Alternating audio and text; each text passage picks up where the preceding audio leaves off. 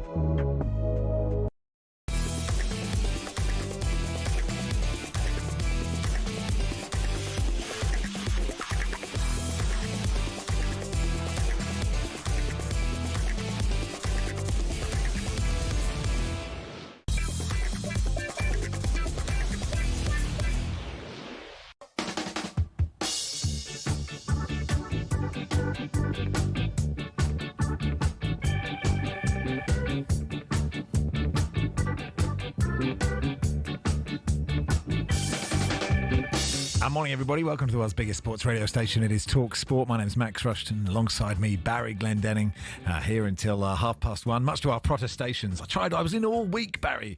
Anyone who I saw and I said, do you know the warm-up should be 2 hours long? Yeah. Yeah, but everyone ignored me. Because we're so popular, Barry, they give us an extra half hour. We better not be good this season. Imagine what might happen next. 3 hours. 3 hours. I could handle it, I think.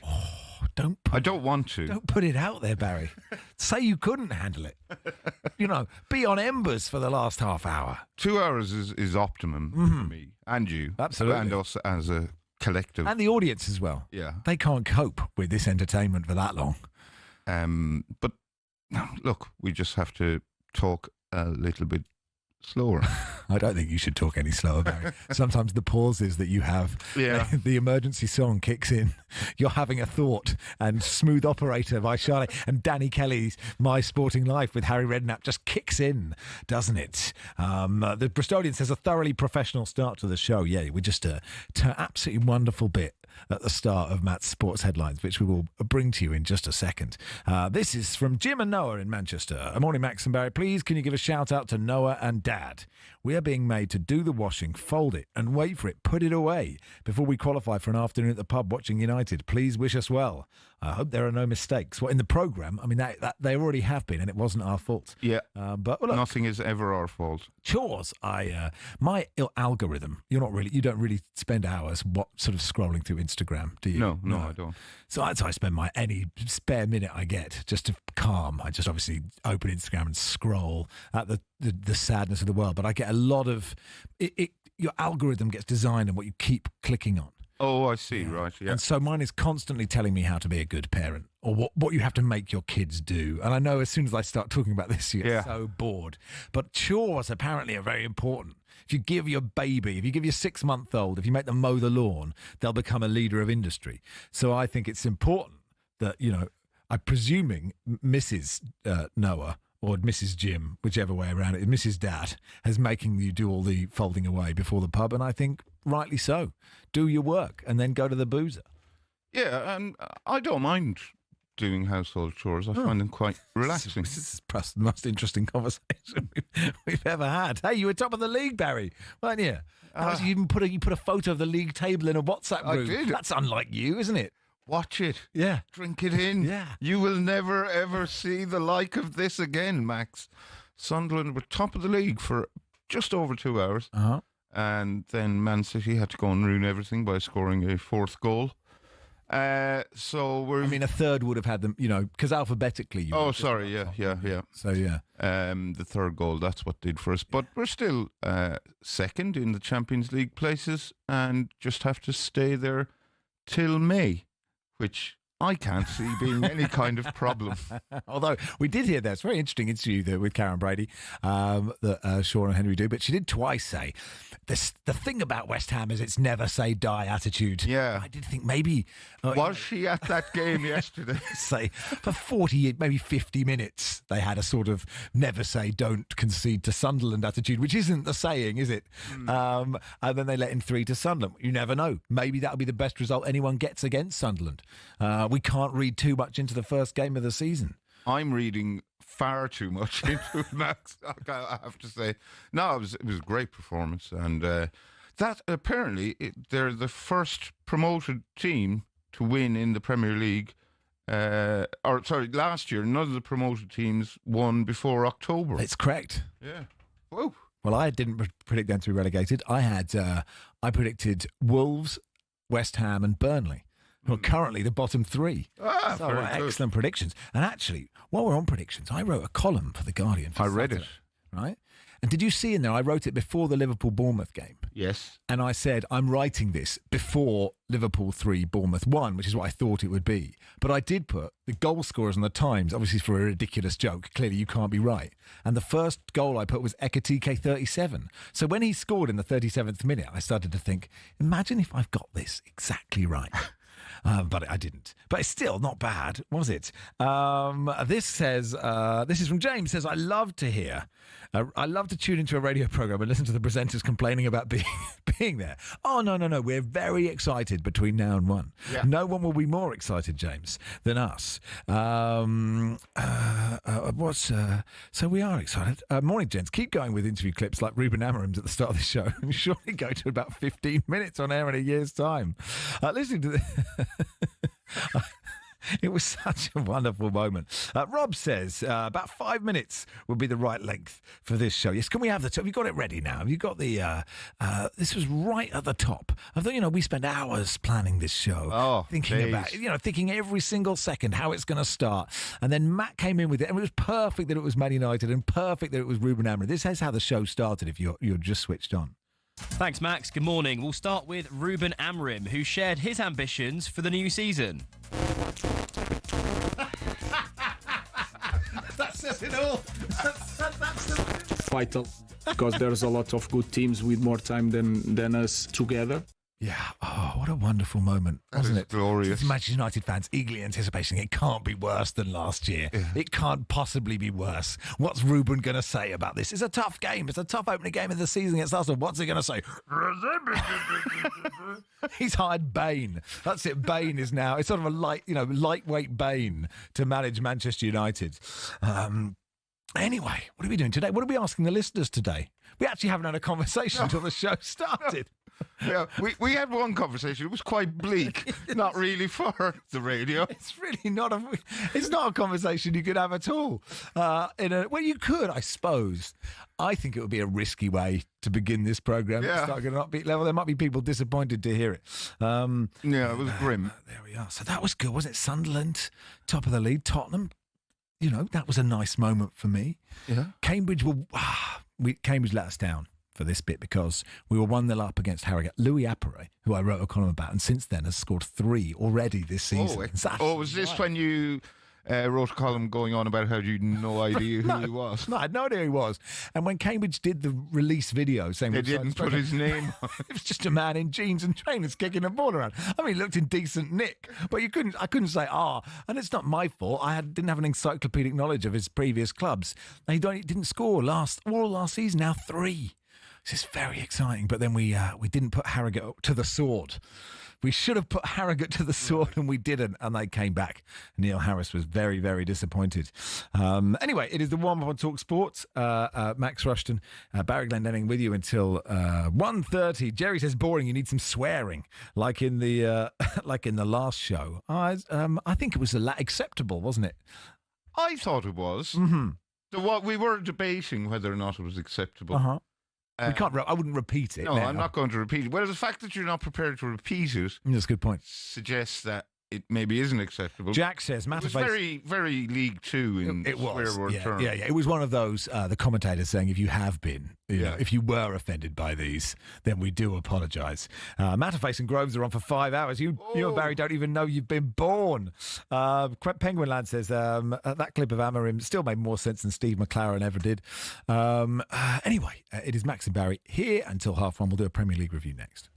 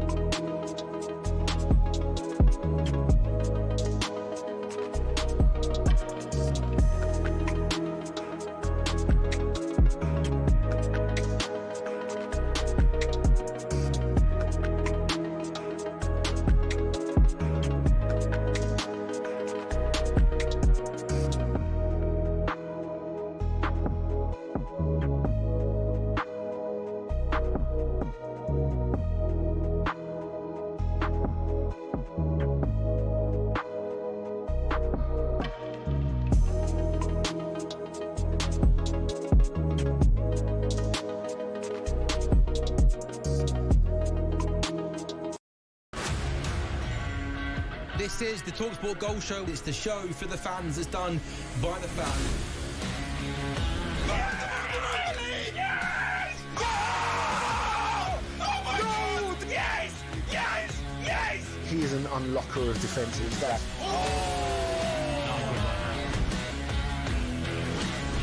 got a problem or something to say, You don't have the right to say anything about something. I do. this nonsense kills the game.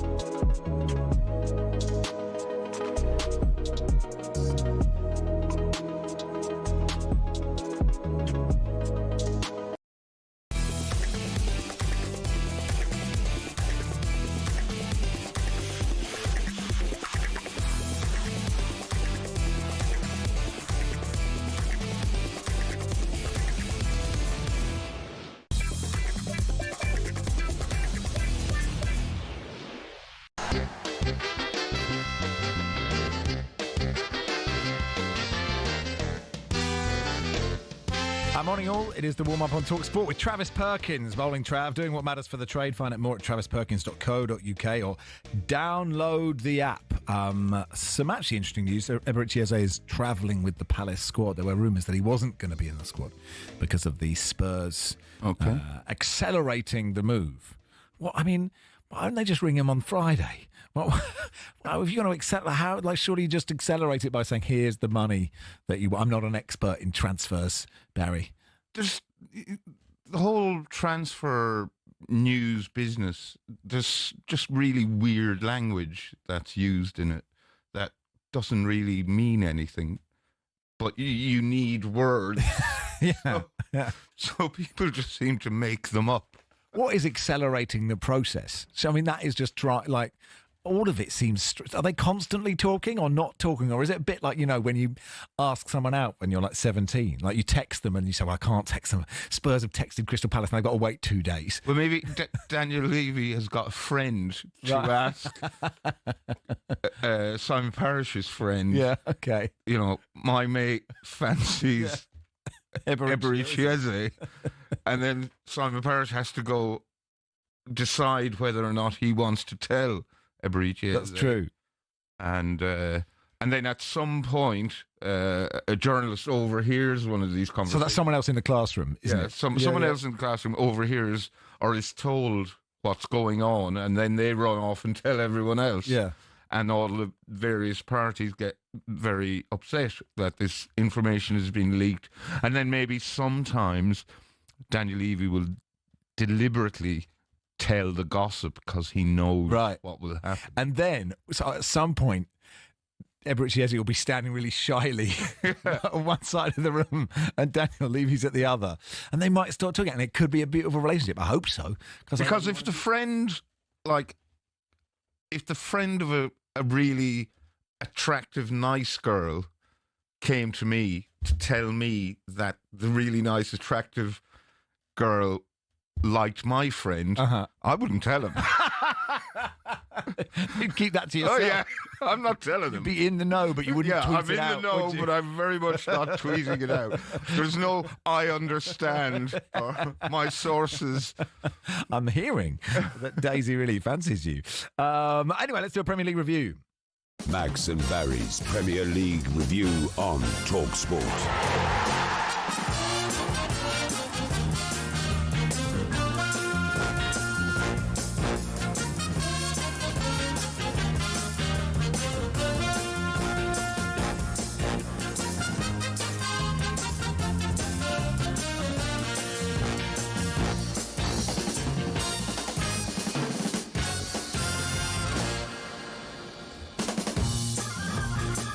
Where should we start? The all-new match of the day, of course, and the big story is Chapper's haircut. I actually prefer him with slightly longer hair.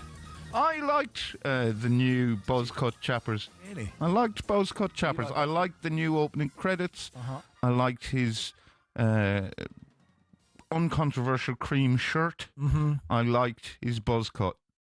Do you think he wanted a buzz cut? Was it match day specific or forced on him by the Director General? Tim Davey? Tim Davey said, "Get a buzz cut, or you're not doing it." What disappointed me, and I said this in the week, because obviously they all did their big interviews, and they all, the big headline was, "We're not going to, we just want to talk football."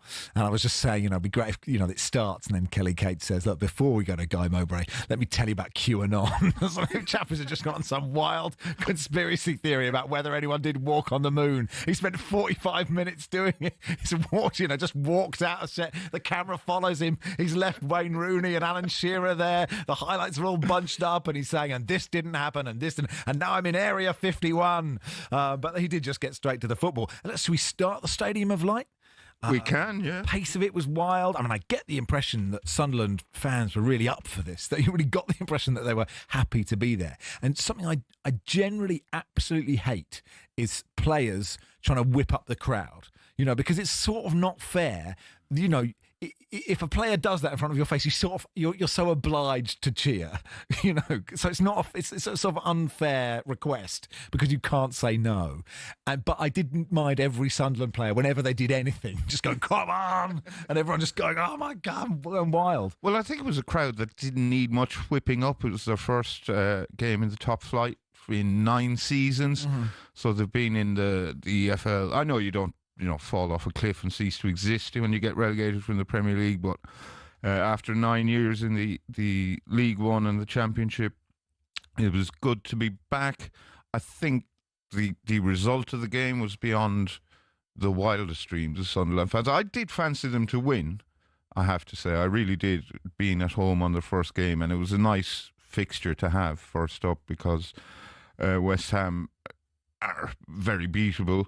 I was surprised by how beatable they were yesterday. I mean, they played reasonably well in the first half, but my impression was that they just weren't fit. And that's very worrying. Like, you would think, right, we may not be very good, but on the opening day of the season, we're at least going to be fit, physically fit. And they didn't look physically fit, and that really showed in the second half. I'm always wary at this level, at Sunday League level, if there are two teams that are reasonably similar and one team can really want it more. You can turn up going, "I can't be bothered," and the other team are just sort of mad, and you're like, "Why do you care so much?" But at this level, you just don't. It just shouldn't be like that. That one, I feel it feels such a lazy thing to say, but you did really get that impression as the game went on that there was one team that were just like so up for this. Yeah. Right? You can't be up for every minute. Like, we are, we go against the grain in terms of radio shows because we are always so up for it. Absolutely. We want it. We want it so badly. You can feel the desperation. We wanted more than Henry and Sean. We wanted more than Perry and Sam. You're absolutely right. They are phoning. Apart from the last half hour. We don't want that. We don't want. Suddenly we don't want that. But you got that impression. Actually, Karen Brady was on the show before us, and she was talking about that performance yesterday. And fair play for coming in, because I remember a lot of Soccer AM games where you'd booked a guest who was playing on a Friday night, and if they got tonked, they would just not be able to show. Karen wasn't playing. It might have been better if she had. Good point. Anyway, this is what she given her a run out. This is what she said about the game. Graham is a forward-thinking manager. He's sort of calm under pressure. He's very detailed in his approach. He's a great manager of players. He builds a special relationship with players and they understand where he's coming from. And he has a modern mindset. And all of those things mean that it does take some time to put a team together, to get the team playing the way that you want. I mean, West Ham is not a club that panics about its managers. We tend to support people, stick with them and see it through. I really hope he does well. He's a pleasure to work with. He's incredibly professional. And I know the players respect him. I know his relationship with the players is good. I know he'll be sitting down with them today to have a long, hard think about what went wrong yesterday, expecting a reaction and expecting to put it right. Sounds like a vote of confidence. So what, gone in 2 weeks? Oh, that's sad, isn't it? On a Sunday, they've all got to go in and have Graham Potter's long, hard think. Here we all are, silence, everybody. And let's have a long, hard think. I guess she has to say all those things. He's been in charge for 20 games and he hasn't made much of an impression at West Ham. Where was it? Norway or Sweden? Östersunds. Östersunds. Where are they? Norway or Sweden, correct? Norway or Sweden, Yeah, correct. yeah. And when he came over and did a good job at Brighton, no denying that. Didn't work for him at Chelsea. It's not working for him so far at West Ham. I mean, look, I'm not going to read too much into one game, but I just think that this apparent lack of fitness I witnessed, if I can... What are you trying to say? Do you want me to say something? Do you know how this works? Andy Jacobs is watching us on YouTube, says, good to see Barry's in the shiny forehead seat. Yeah, do you know in the week they have makeup artist comes in and says... Oh, really? Yeah, but no, not today. Oh. Yeah, could have got a full face on. I was very sad when on commentary Guy Mowbray said, for fans with longer memories, this was regards, I think, the Ballard's header. For fans with longer memories, that's Nicky Summerby to Niall Quinn. Are we now fans with longer memories? Is that what we are now? Well, I can remember. Well, I can remember it. The Nicky Summerby, Niall Quinn days. But I feel I'm still young. For fans, I want it to be, for fans with longer memories, that's Billy Boston to Alfred, I was going to say Alfred Hitchcock. It's a bad example, but you see what I mean. Footballers I'd never heard of, but now I've heard of them. And actually I was quite old when they were playing. So, that's, anyway. Yeah. Anyway, when I got tongue-tied there, I was saying the lack of fitness I witnessed, to paraphrase my old neighbour Roots Manuva, that is not a problem that can be rectified overnight. No. That's going to take some time. Speaking from experience. I'm speaking from vast reservoir of personal experience that getting fit is a very slow process. Also, Jared Bowen said at the end of the game, is this the earliest ever? The season's not won or lost today. Yeah. There are still X games left. If you're saying there are still 37 games left, that's very early to be sort of panicking about those sort of things. I think we're focusing too much on West Ham. Well, I am anyway. It was Sunderland's day. Yeah, 8 players made their debut in total. 7 of them started. I was slightly concerned when I saw the team because I was thinking, all these guys who brought them up, an awful lot of them now find themselves on the bench. And how are they going to... There's no Luke O'Nine anywhere. Was he? Oh, I think he's injured still. Okay. He hasn't recovered from that shoulder injury he got in the playoff final. But I wouldn't say Luke's position in the team is assured. No, certainly not. How do those guys feel about that? Anthony Patterson, the goalkeeper, he suddenly dropped. But in Regis, I trust. It is Max and Barry with you on the warm-up, brought to you with Travis Perkins, doing what matters for the trade. Find out more at travisperkins.co.uk or download the app. We'll do more Premier League review in a second.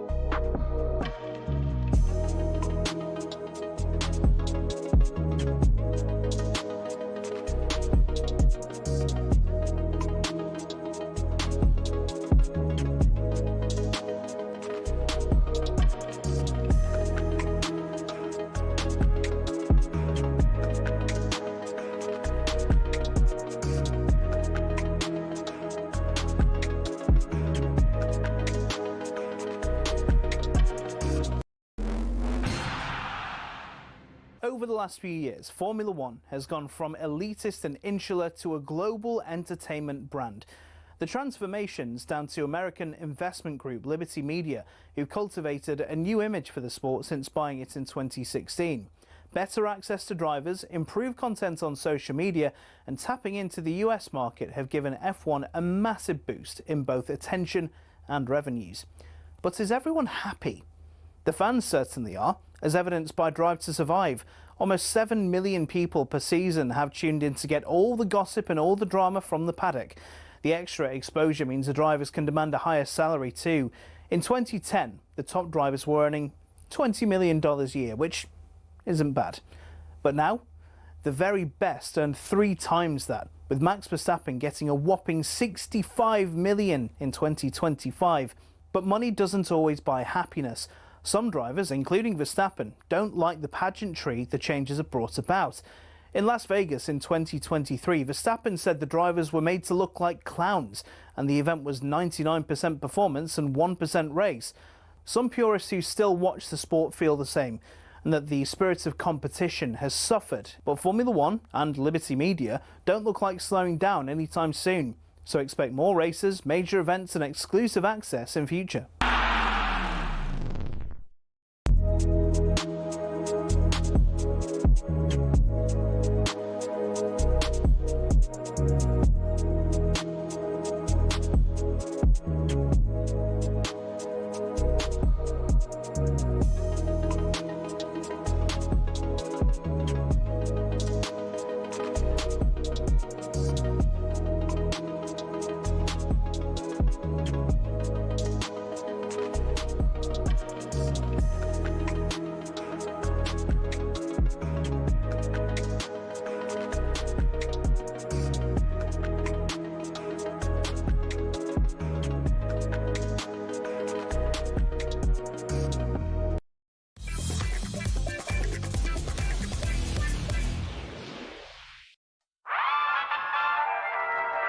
Craig Pawson looks at his watch, blows his whistle, and the games begin. And they fed the ball through, and it's taken down Gordon, and Cons is going to be sent off.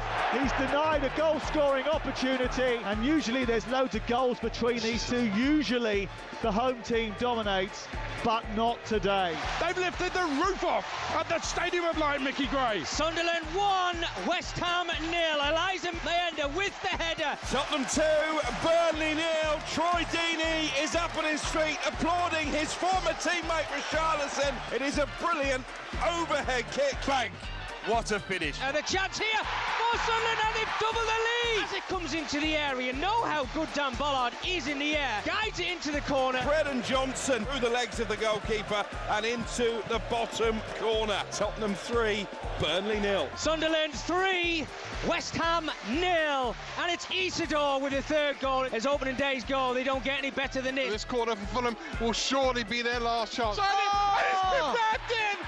Oh, goodness gracious me! Muniz has done it! Brighton 1, Fulham 1. Wolves have lost 9 of their previous 10 Premier League games against City. Make that 10 out of 11. Wolves 0, City 4. That sounded on talkSPORT yesterday. It did sound for a second like Troy Deeney had scored that second for Spurs. I'd prefer Eze, if I'm honest, if we are going to dip into the window, dip into the transfer market while the window's open. But I'd probably still do a job. Couldn't he? Max, says Jordan, did talkSPORT get you back in the UK just so you could do every show? I'm not complaining. Give the man a break. However, expected you to commentary on the boxing last night. Yes, says... At least that would have been short show. He spent 5 weeks promoting this. Spent so much time promoting this fight. It took about 2 minutes.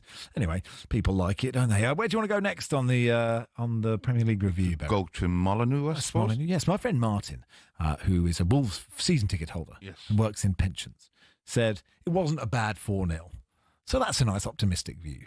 Okay. Well, first of all, hats off to everyone involved at Wolves for all the lovely tribute they paid to Diogo Jota and his brother. I believe Ruth Cardoso, Diogo's wife, was there, and his parents, and ditto everyone at Anfield. Very, very moving. And even when they were 4-0 down in added time, Wolves fans were still singing Diogo Jota's praises. You know, they've kind of been a little bit forgotten about in that. But he spent a long time there, or quite a long time there. He made a huge impression. He was very popular.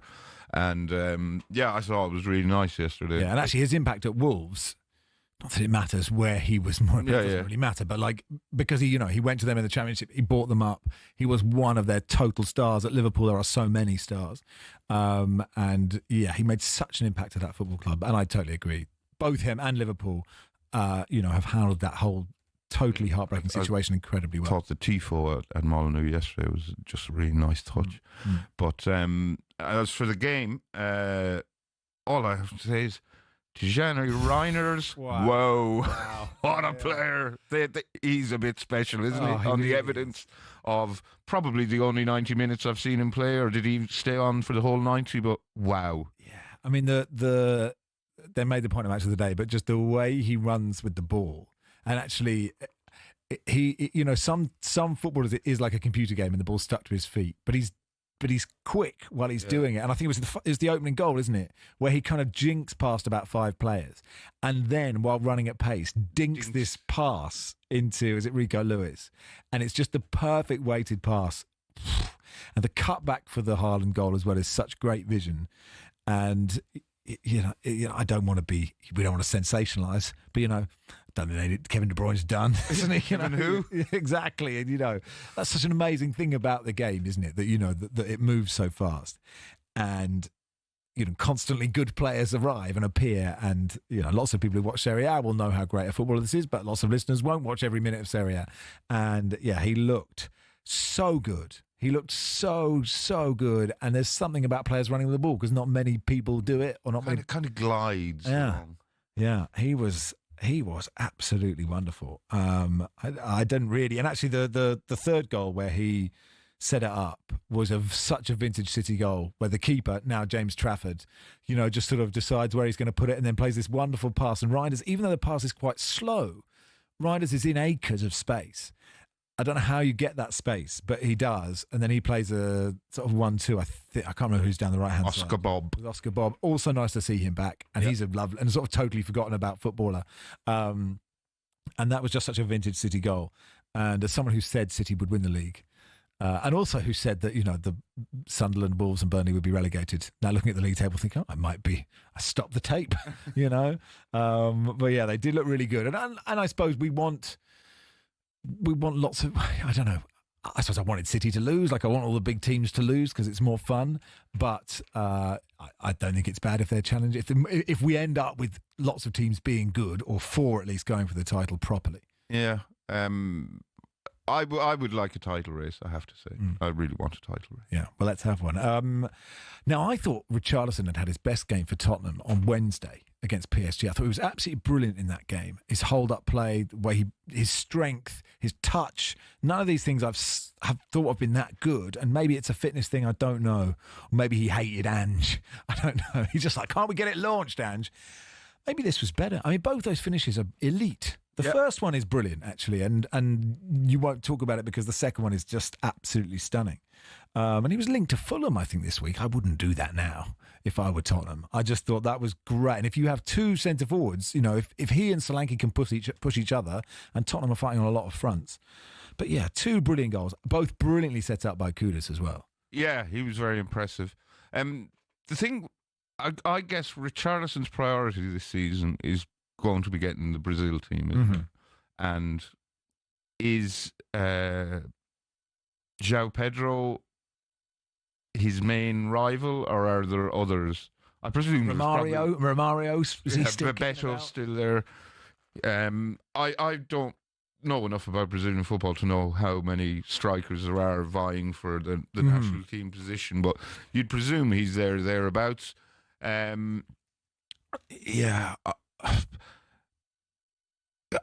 can imagine him playing for Fulham. Yes. Oh, yeah, totally. Very much imagine him playing for Fulham, but you could imagine him scoring 25 goals for Tottenham. Like, it's possible. I don't think I can. Right. How is he going to get this season? What's Richarlison? He's on 2. Well, it all depends on whether he can stay fit or not, and that's a big whether or not. Sure. But all our predictions are gauged on that. But let's say he stays fit. How many goals are you giving Richarlison for Tottenham? This season, I'd give him in all competitions, just the Premier League. Just the Premier League. 12. And how many are you giving him for Fulham? None. 16. Okay, what if he goes? He'll get 16 Fulham. Interesting. I think if he went to Fulham, he would play more often. Yeah, probably. For Fulham. I thought it was interesting that Thomas Frank picked a very different team. Or he brought in two teenagers, Archie Duray and Lucas Bergvall, into midfield. Given that Paulinho and Bentancur played so well in Paris, and they both played very well, and two really good performances from Tottenham, very different performances, different formations, different styles. I think it'll be really interesting what they do against. They've got City next weekend. And I think it'll be really interesting. Does he go back to 3-5-2, Kevin Danso's long throws, play a more workmanlike midfield, an older, grittier, gnarlier midfield? I bet you never wondered this while Ange was there. No, I didn't. I had free space. I have a fair idea of what's going to happen. I had free space in my mind for that. Still love Ange. We also had our first 8-second corner. From Items. I'm obviously the internet went wild because something happened after 8 seconds. Or, like nothing was happening in all the football matches, but seems like quite a good rule. Yeah, it also, Martin Dubravka to Burnley is one of those ones that passed me by completely. So it's good he did it. I was like, I didn't know that. So thank you for drawing attention to yourself, Martin. So I am aware you're at Burnley. He didn't seem unduly perturbed by it, and nothing came of the corner, which was just headed away at the near post. Yeah, but I think I said it in the week, but I'm looking forward to the first manager who has a little stopwatch or something, someone complaining that one team gets it and one team doesn't. And I'm very much hoping that David Raya gets done and it's not quite 8 seconds today. That would be good news for the internet, wouldn't it? My new season's resolution is not to give as little as possible time to Arsenal internet crazies as possible. Okay. I'm just sick of them. Okay. So they also exist at other clubs, it's worth saying. Yeah, but I don't think they're as bad. Fair enough.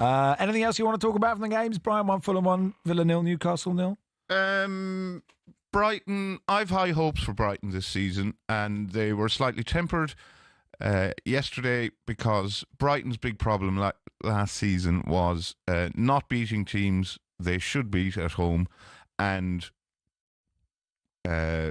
giving away points from winning positions. Mm-hmm. And in my opinion, they should have beaten Fulham yesterday, and they've given away 2 points from a winning position. I think they gave away 22 last season. That's a lot of points. Now, I know you're not going to win every single game you take the lead in, but I think Gruder yesterday missed a glorious opportunity to put them 2-0 up, and then Fulham got that. I think they thought once Kenny Tete blasted that one over, they were like, that's the chance. Yeah. We've got past that. It's fine. I thought Muniz took the goal very well. Yeah. Sort of goal Richarlison will score for Fulham soon. But nice for Muniz while he did it. Fulham wanted a couple of pens, didn't they? And I thought Ayari on Josh King, not that Josh King, I thought probably was a foul. Oh, absolutely it was a foul. Definitely. Yeah. That was definitely a penalty, and it wasn't given. And I did notice we're back in the realm of pundits. Someone gets a shove in the back. Oh, it wasn't enough of a shove. It's a foul. Shove in the back. It's a foul. Shove is a foul. Yeah. That was also a foul. Oh, it wasn't enough of a kick. The last time you read out my text, says this one, was 2009. It can't have been. We weren't even here then, but that's a long time ago. When I said I'd previously seen Malcolm Christie as a happy eater. Are you going to repeat the segment of random places you've seen in professional football? I mean, now that is too wide, isn't it? But I will take... Since you've brought it up, anonymous listener, just happy eaters and little chefs. I'm happy to do that for the next 20 minutes or so. I have never been in a happy eater or a little chef. You can't help us with the phone and the text. I can't, no. But there you go. Footballers you've seen at the Little Chef, or it's one for those with long memories. The Little Chef or the Happy Eater, 8:89 at Max Rushden. It is the warm-up on talkSPORT with Travis Perkins. For the latest big trade deals, head to travisperkins.co.uk or download the app.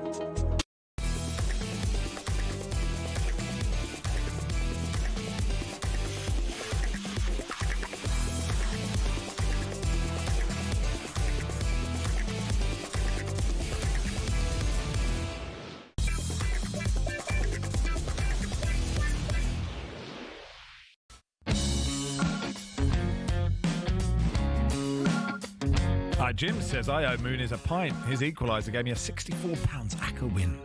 Well done, Jim. This anonymous text says, I saw Sammy Huppier order an Olympic breakfast at Little Chef in Crewe, but he swapped every item on the plate for extra beans.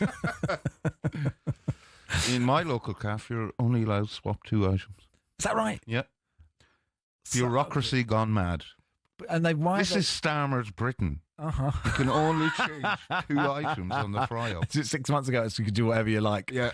Okay, I think that's sort of okay, isn't it? You don't need more than 2. It depends how many options there are. Well, I don't like the fried slice because it's so good, though. Yeah, but it's so fatty and bad for you. It is, I agree. And I don't enjoy it enough to have it on the plate, so I get an extra sausage instead. Okay, so you do one change? Just one change. Okay. So I would take mushrooms And I've got another change in the bank if I need it. Oh, you do, yeah. But I think we live in a society, Max, where anyone should be allowed to have whatever they want on their plate. Sorry, what is the plate in front of you? This is bearing in mind, on Monday, Scott Minto announced that he doesn't have gravy on a roast. And I've never seen the text board. I've never seen the text board go.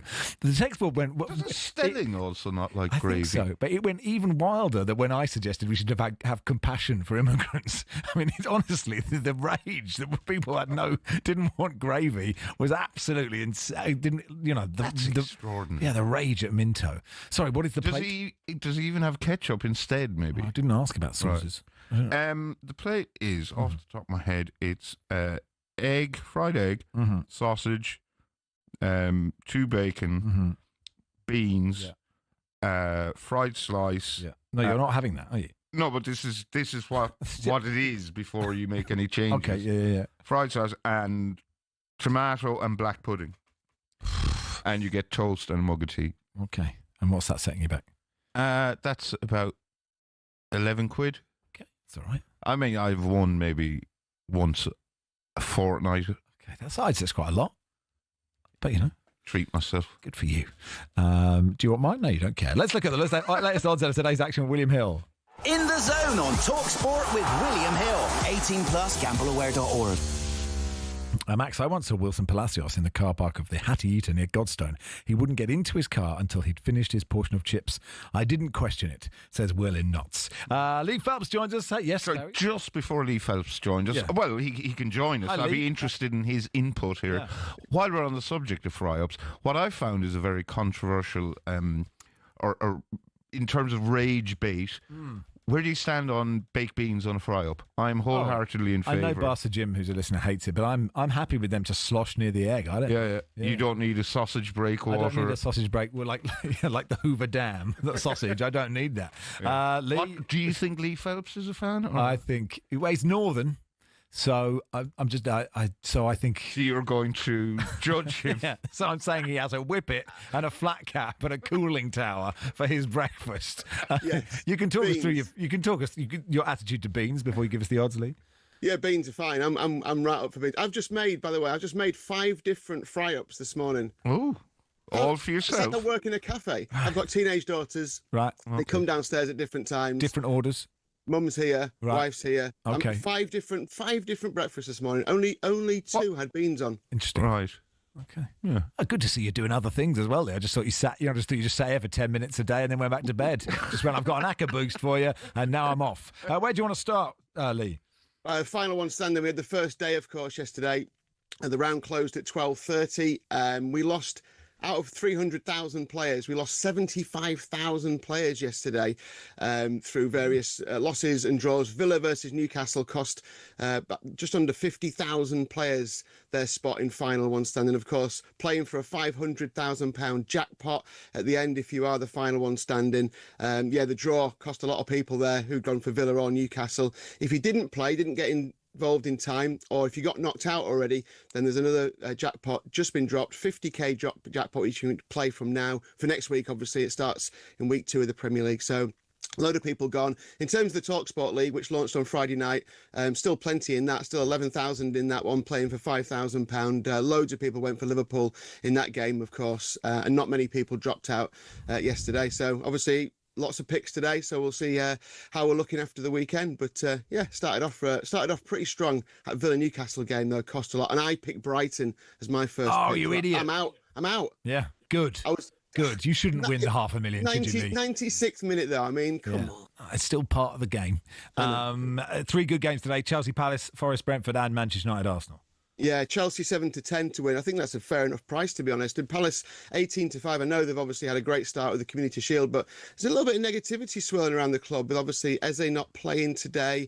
Lots of other clubs sniffing around their better players. 14-5 the draw. I think Chelsea are a good bet there. The epic boost is Cole Palmer to score or assist in the game. Set 3 up and scored 1 in his last 3 against Palace. That's even money from 8-13. So max bet of a tenner there. All the T's and C's are available on the app. But yeah, for me, that's, Chelsea go in. I think if you're having an ACCA and you're using your ACCA boost, you need 4 or more picks. But Chelsea's got to be in there, I think, as a home win today. What about Forest Brentford? Yeah, I think Forest another good home bet. 23-20 odds against. I'm not really sure why. 23-10 the draw. Brentford 12-5. Brentford, if anyone's going to stay up from the promoted 3, Brentford are the favourites to be the one that replaces them. Obviously had a bit of a torrid summer in the transfer window, lost a lot of their goals, obviously the manager. There's a 9-point difference between these two last season. I'm not saying Forest do what they did last year, but I think Forest are in a better position after the transfer window than Brentford are. So, yeah, I think Forest is a fair bet. Odds against, again, I'd probably put that in an ACCA. Obviously Chris Wood, fantastic goal scoring season last season. You have to be looking at him. And remember, you get impact sub as well, so if you back anyone in any player market, cards or goals or shots on target or assists, if they go off in these matches, the impact sub who comes on replaces your bet. So anyone who backed Haaland for a hat-trick against Wolves yesterday got paid out because Cherki came on and scored the third, if you like, came on for Haaland. So it's a nice way to play. You'll see the impact sub logo on everything that it covers. So yeah, Forest home win for me. I think Brentford are being written off very prematurely. I think that's a good price on them today. I kind of fancy them. Yeah. What about? Sorry, I was going to move on to Arsenal United. I was interested in what you were saying, Barry. I promise. It is a huge game, isn't it, this afternoon? And so many unknowns around it as well. I mean, Man United are 29-10, so a smidgen under 3-1 at home against Arsenal.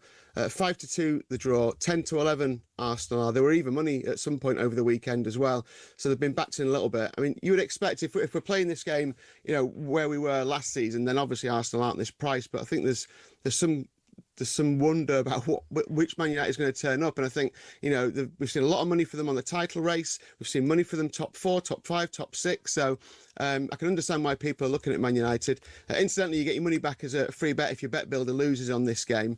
It's a hard one to call, isn't it? I think if Arsenal have got pretences of winning the Premier League, I think they have to go to Old Trafford and make a statement and win this game, personally. 10-11. Yeah. It's all over if they don't win. If you don't win today, Arsenal fans, it's all over. That, but, I mean, what you get 4 or 5 losses in a Premier League season if you're going to win it. Generally, Yeah. I think 6 is probably the most in the last 5 or 6, 7 years. So I think, look, if they came away with a draw, I suppose they'd think, yeah, fair enough. They had 14 draws last season though, and that's really the difference. I think with Arsenal. Gyökeres to score the first goal, by the way, boosted to 5-1. From 7-2. A lot of eyes on him, but yeah, it's a fascinating game. Can't wait for that one. Thanks, Lee. Thanks for coming on.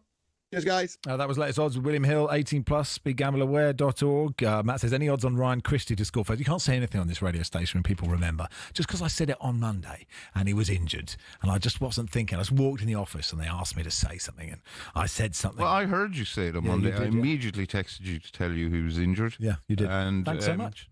It's how we learn things, isn't it? We all make mistakes. But I noticed you didn't change your bet. I think it's too late then, isn't it? John says, I do not want my beans in a flipping ramekin in capital letters. Anyway, it is Max and Barry here until 1:30.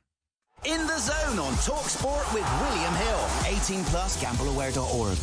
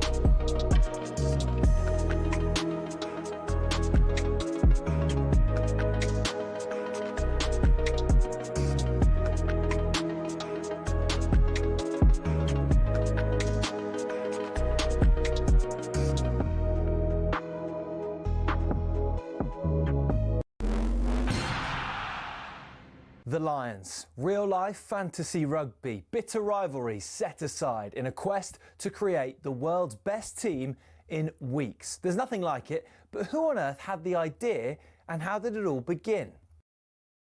Incredibly, the first Lions tour was organised and funded by three men who played in England's first ever Test cricket match: opening bowler Alfred Shaw, opening batsman Arthur Shrewsbury and captain James Lillywhite. The 1888 Lions squad, then made up of 17 English, 4 Scots and 1 Welshman and a Northern Irishman, took a 46-day boat trip to New Zealand before heading to Australia. The Lions weren't alone on the boat. Also on board were 300 stoats and weasels who were brought over to eliminate New Zealand's rabbit problem. The first ever Lions captain, Robert Seddon, died of drowning midway through the tour while sculling on a river. Andrew Stoddart, who was another of the cricketers there, took over and was the star of the tour. The next one was the first to get official recognition from the RFU against the newly formed Springboks. Although the Lions won the series and beat the Boks again 5 years later, in the 12 series since in South Africa, they've only won 2. New Zealand has proved an even tougher hunting ground, just the 1 series win for the Lions in 11 attempts, which came in 1971. And then there was that nail-shredding drawn series in 2017, only the second in Lions history. Only once have the Lions clinched a series after losing the first test, 1989, when David Campese's infamous ghost pass was pounced upon by Ian Evans. Before World War II, the Lions had a dark blue strip, which on the 1930 tour forced the All Blacks to play in all white. So in 1950, the iconic red shirts, white shorts and blue and green socks combination was born. It remains the symbol of the greatest alliance of adversaries in all of sport. To borrow the phrase from Jim Telfer, the Lions is Everest.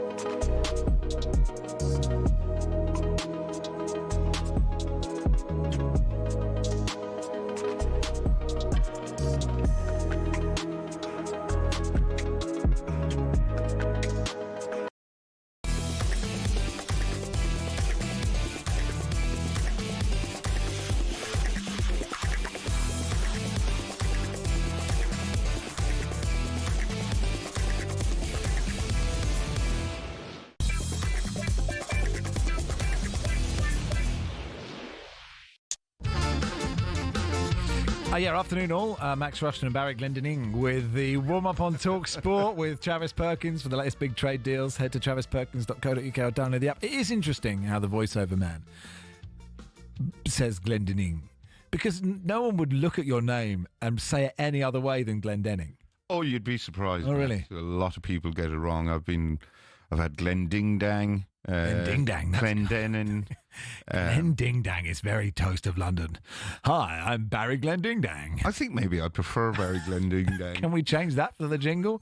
Could just for the jingle he be Barry Glendingdang. I might go. No, I'm going Deed poll. Yeah, deed Full poll. deed poll. Barry Glendingdang. Well, you have set up such an enormous. I mean, you're more than a person. You're just a brand these days. So that is a risk to go from Glendenning to Glendingdang. I tell you what, it's fun to say out loud. Yeah, I mean, where I'm from in Ireland, there's a local politician called Percy Glendenning, and everyone thinks I'm his son, even though our names are spelled completely differently. Adam says, my 4-week-old son is having his first exposure to talkSPORT this morning. It's a bit like the allergen test. You know, when you have a baby, you know, at some point you give them like a tiny bit of peanut butter and a tiny bit of shrimp and dough just to see if they've got allergens. You have to give them a tiny bit of talkSPORT to see if they can handle it, or they come out in hives or go into full anaphylactic shock. There are some people that just need an EpiPen with them at all times in case they get in a cab and talkSPORT is playing. He says, I wouldn't have him listening to Alan or Simon, as that would probably, Alan Brazil or Simon Jordan, that would probably disturb him. The Warmer has a gentler rhythm that he can probably process. Yeah, we're very much you have to work your way up. We're a gateway drug, aren't we? We're very much, you know, we're not the really hard stuff. You know, we are a way in to all of this nonsense. Anyway, let's look ahead to this afternoon's games, do a bit of transfer stuff as well with football writer, Newcastle fan Sam Dowling. Welcome to the programme, Sam. Afternoon, gents. How are we? Yeah, very good. Always nice to talk to you. I mean, as a Newcastle fan, especially to start with how you saw that game yesterday. I thought you did okay. We haven't spent a lot of time talking about it because it wasn't fascinating. But, you know, Barry did say before the show, sort of felt like you needed a centre forward out there. Yeah, I must confess, I saw that game in the sense that I didn't see it at all, because I had ended last season full of the joy and thinking, we're going to bring in quick signings. I'm going to go to every game next season. That didn't happen. I entered the ballot for a ticket, got one, and in between time, someone said, can you go and do the Wrexham game for us? We'll chuck you a bit of cash. And being the mercenary that I am, I went to Wrexham instead. But from what I hear, it is exactly that. We were just missing a centre forward. We were sharp. Eddie Howe had given a very Eddie Howe interview pre-game the day before. So, what do you want this season, Eddie? What do you expect? Like, well, I want to see better football, better patterns of play, like a very Eddie Howe answer. I think he got that naturally. I feel for him because every press conference is going to be dominated by Alexander Isak, and the obvious question to him yesterday was, would you have won that game if you had Alex Isak? And the answer is probably. Yeah. So how do you, as a Newcastle fan, are you like, just take the money, let him go, blah, blah, blah, or are you like, let him rot in the reserves? It's a tough one. I initially had some sympathy for him because he'd been saying he would quite like to leave for a while, and he was promised the new contract. And when you're telling someone that they are one of the best in the world at what they do, and yet you're paying them only marginally more than Matt Targett, who can barely get a game in the Carabao Cup, then there is something wrong. So I did have some sympathy for him. I think the club messed up initially, and then they missed out on all these strikers that have now gone, and now I think they just have to keep him. I think the Saudis have got involved. Maybe there's a Saudi versus a sort of America political angle as well, and the way he's gone about it is just all wrong. I mean, we might end up talking about Eze and Mark Gay, and the way they've done it is completely right. But the fans did turn on him yesterday, and I think the players would have noticed that. And Anthony Gordon gave quite a good interview afterwards and said, this is the first time we've been tested publicly, and they were almost talking about how it's brought them together. To answer your actual question, I just think we have to tell him sorry.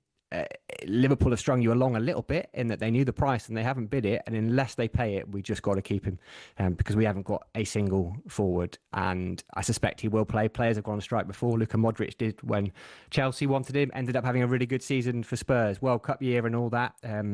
So he's just got to keep him. Can't afford to lose him now. Sam, Will Asula is a striker that Newcastle have who's prepared to play for Newcastle. He came on very late last night or yesterday, didn't get much of a run out or a chance to impress. I get the impression Eddie Howe just doesn't particularly rate him. Yeah, I think Willisula would pay to play for Newcastle. He just can't get a game. It's telling, isn't it? When you haven't got a centre forward. He was a project player. I think people were surprised when they bought him for 10 million quid last summer. It's brilliant for social media. There was a video of him and Anthony Elanga up on the top of St James's Park having a lovely old time.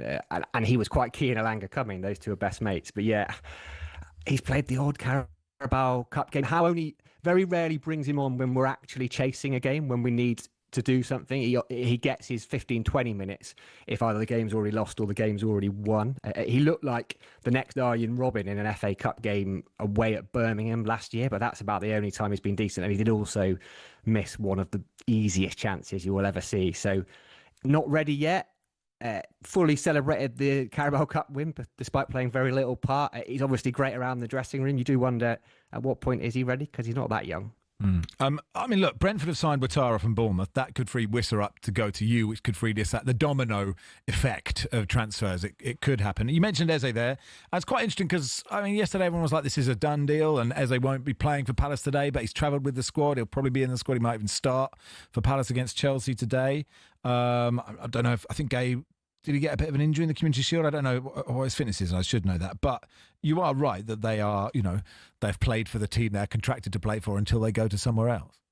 And Gay did the same last year when Newcastle actually were heavily linked, and there was all this, everyone assumed Newcastle would get him. Then that's how you behave as a professional footballer. The Crystal Palace team is, by all accounts, full of, in inverted commas, good eggs or good lads, and that is how you should go about it. It'd be a massive shame for Palace. It did sound like he wasn't going to play, and as you say, I hope he does. I hope he keeps doing wonderful things for him, but he'd be great for Spurs. He'd be so Madison good for injury, Tottenham. Wouldn't he? Yeah. He's just, you get those players that just glide. It doesn't really look like their feet are touching the ground, and Elka was one of those, a bit like what they call Dementors in Harry Potter. It's just the way they move, it's so easy. And Eze, he's a joy to watch. He really is. I was at that FA Cup final last year, and it was almost written in the stars that he would score the goal. And I feel a bit for Palace fans, both because of potentially losing him, and there's other transfer links as well. I mean, they just have, at what should have been the best time of their footballing lives, they're having a horrid old time of it. Yeah, if I could just briefly go back to Isaac. Wayne Rooney touched on this last night in Match of the Day, and it's something I'm sure I can't be the only one who's thought it. But if you're Liverpool and you're seeing how he's behaving at Newcastle, would that put you off signing him? Because who's to say he won't do it again? When Real Madrid come in, maybe. There is that. I think, no.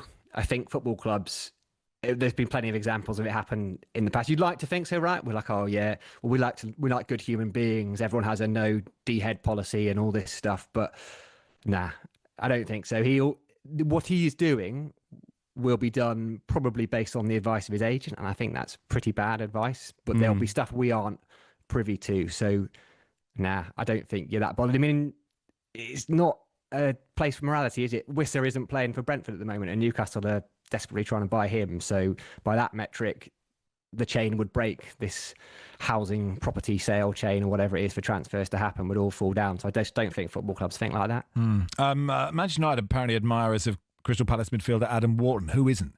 It doesn't mean they'll buy him, of course. They've been priced out of him because Brighton won 115 million. It's interesting. They do need somebody there.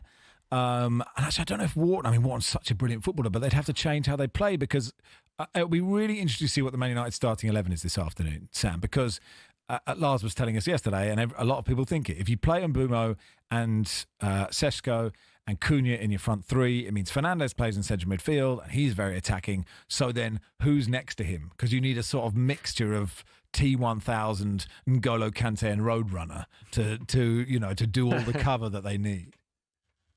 Yeah, and they've got Kobbie Manu. I think it's a big season for him because there's a couple of other midfielders there. They probably haven't got the legs to do it. Now, what you have said there is pretty key.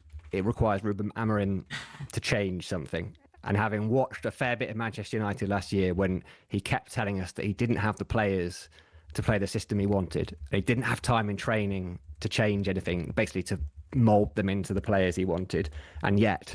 And he wasn't just there a month at the end of the season, he was there for a long time. And he kept doing the thing that wasn't working, and they had a terrible season. So yeah, fresh start. On Wharton, wonderful footballer. Blackburn sold him only a year and a half ago, and he basically kept the lights on for Blackburn. They really needed that cash. It's a big test, isn't it, for the whole, at what point do Manchester United stop being the big club, the Manchester United? Because when they last won a title, 2013, so Warburton would have been like 9 or 10. So is he the last of the generation that are attracted by Manchester United, or is he too young? We'll find out. Yeah, I read an article in The Guardian written by friend of the show, Jamie Jackson, friend of our show and friend of many talkSPORT shows, and he reckons Amorim doesn't rate Kobbie Manu and won't really have him in his team unless he absolutely has to pick him.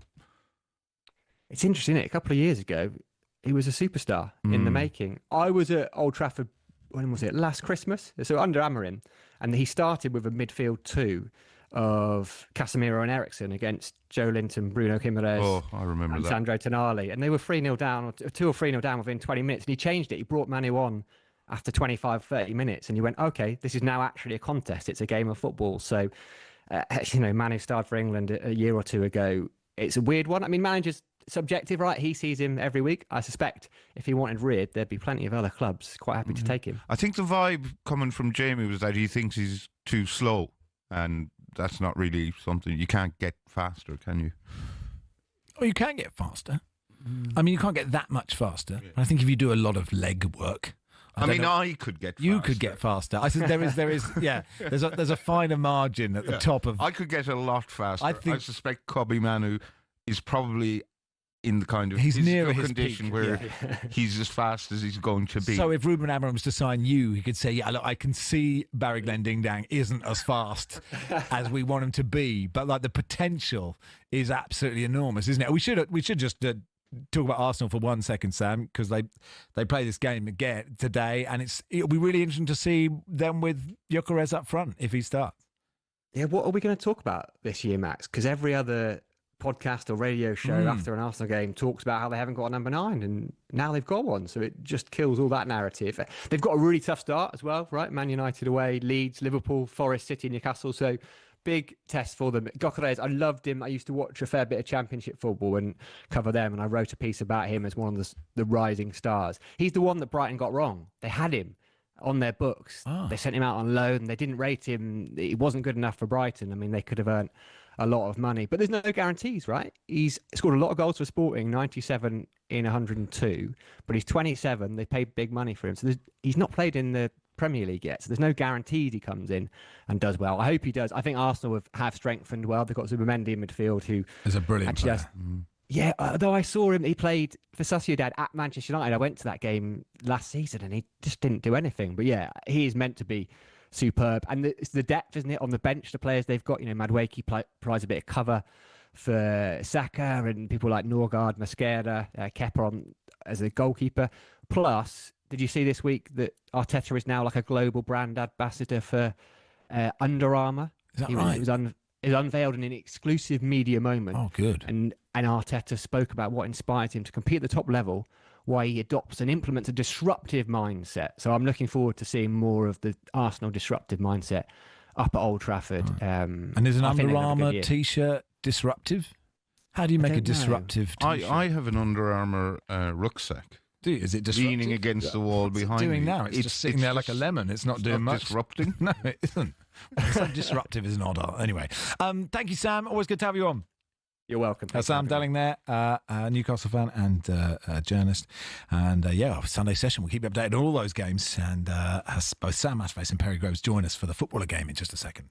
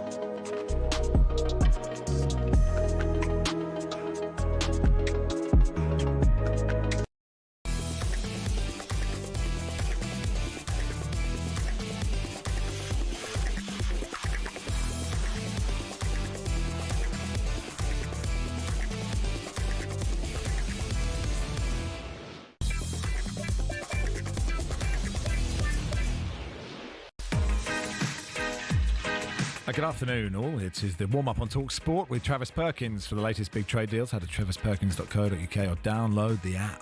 After us, the Sunday session, Sam Hudface will host. I said he was playing the football again, but he told me in the week, actually, he was so good the other week, he's just going to dip in and out. So it isn't Sam.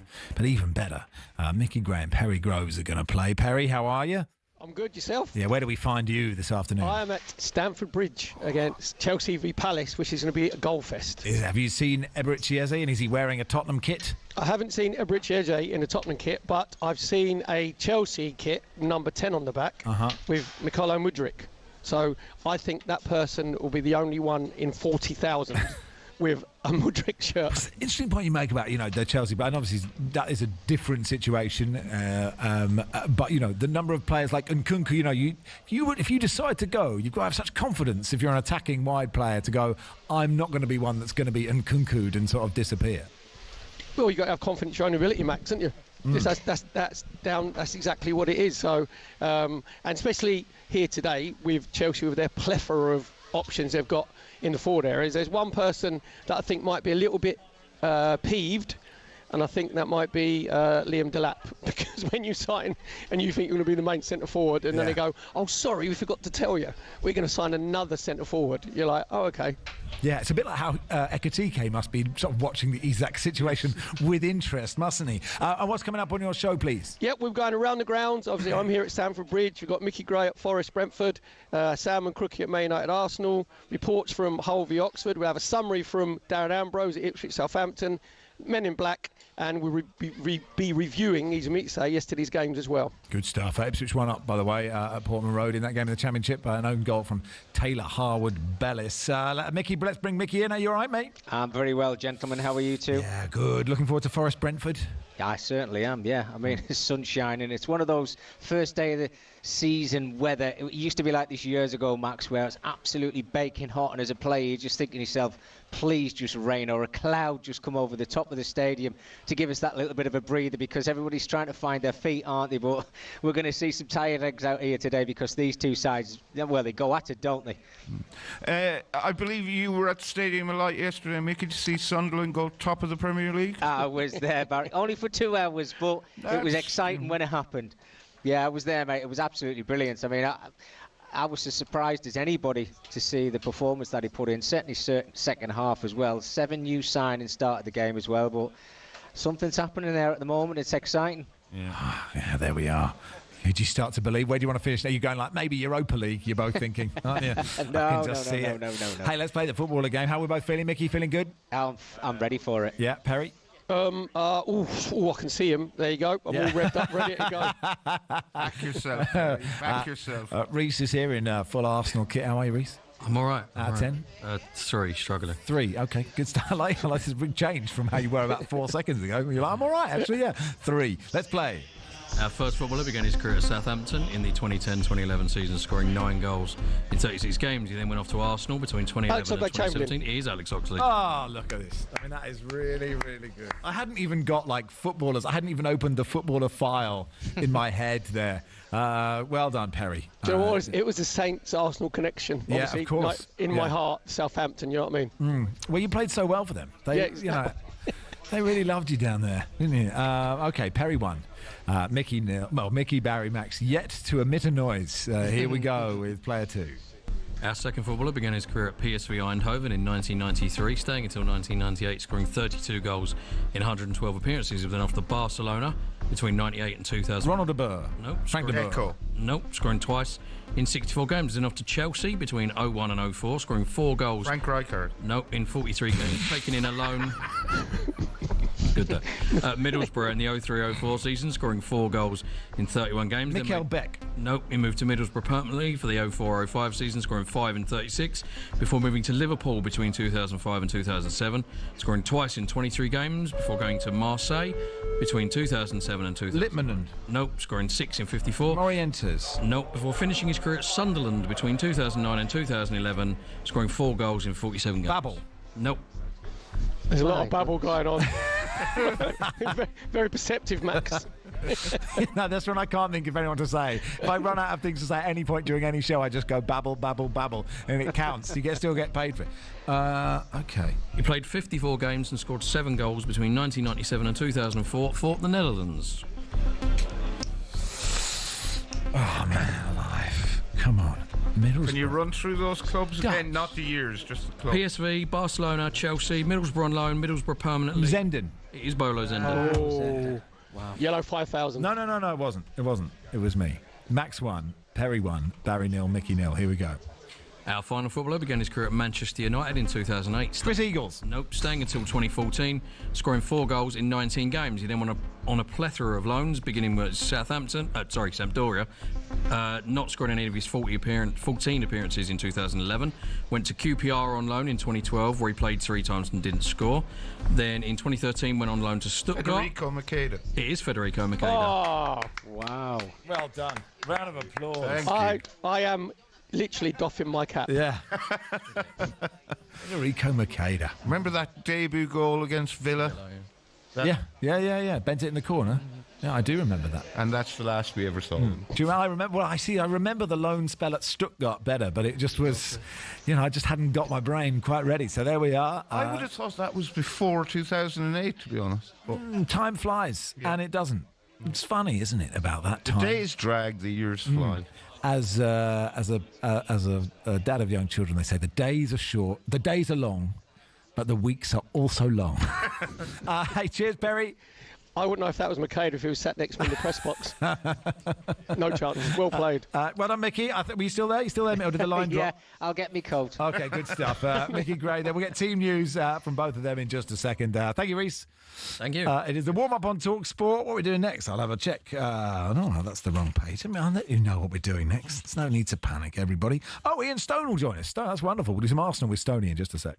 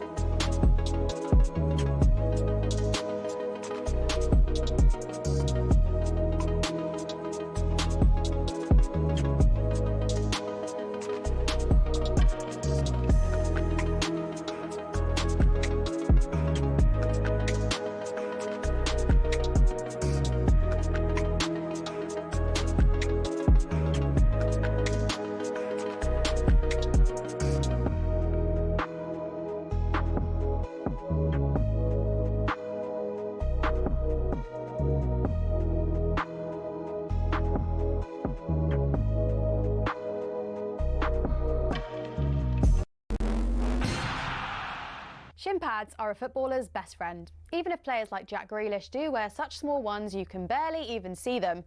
But what's the story with shin pads, and are there actually any rules on how big they should be? It all started with cricket, actually. Cricketers had been wearing shin pads since the 1700s. It was thanks to this guy that shin protection made its way over to football. Meet Samuel Widdowson. He was a cricketer and a footballer. He played for Nottingham Forest back in the late 1800s, and he wanted a way to protect his legs from nasty tackles. Naturally, his mind drifted to his other favourite sport, where players had been wearing these pads for a century. Story goes, Widdowson cut up his cricket pads and popped them on before taking to the footy pitch. His Nottingham Forest team then began wearing them from 1887, and the first known use of them in a match was in 1894, in a match between Newcastle and the then Woolwich Arsenal. Eventually, FIFA clocked on that this kind of protection was pretty important for footballers. And so, in 1990, basically 100 years after Widdowson first put them on, shin pads were made compulsory. It became part of Law 4 of IFAB. That's the body responsible for setting the laws of the game internationally. But the law doesn't actually specify anything about measurements of shin pads. It just says they must be made of a suitable material and be of an appropriate size to provide reasonable protection. It's really vague, even though there have been calls for it to be changed. But for now, that's why Grealish and co can still get away with these ones, which are no bigger than a credit card and which seem to offer little to no protection whatsoever.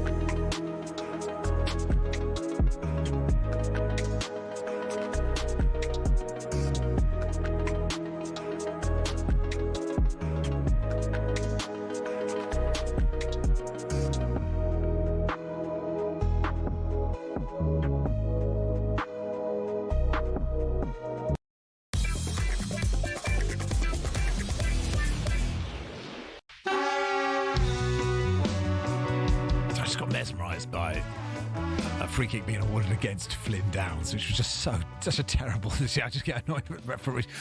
It's a hard thing to do, be a referee. I shouldn't lay into whoever's reffing that game. Well, you didn't really lay into them. You just said they made a mistake. We all make mistakes. Yep. Although neither of us have made one today. I've made several. Have you? Yeah. Ah, which are? Well, I got tongue-tied because I couldn't remember Roots Manuva's name. That's true.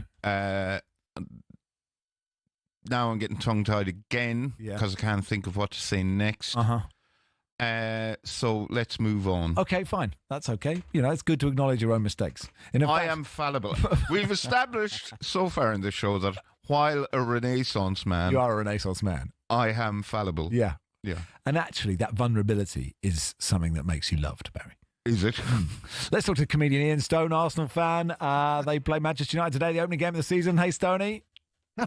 Sorry, I'm a bit tongue-tied after that conversation, to be honest with you. How's it? You're at Edinburgh. I like it when I'm on with Charlie or I speak to my good friend David O'Doherty and talk about people having a good Edinburgh. I've heard of a comedian having an average Edinburgh. Are you having an average Edinburgh or a good Edinburgh? How are you performing?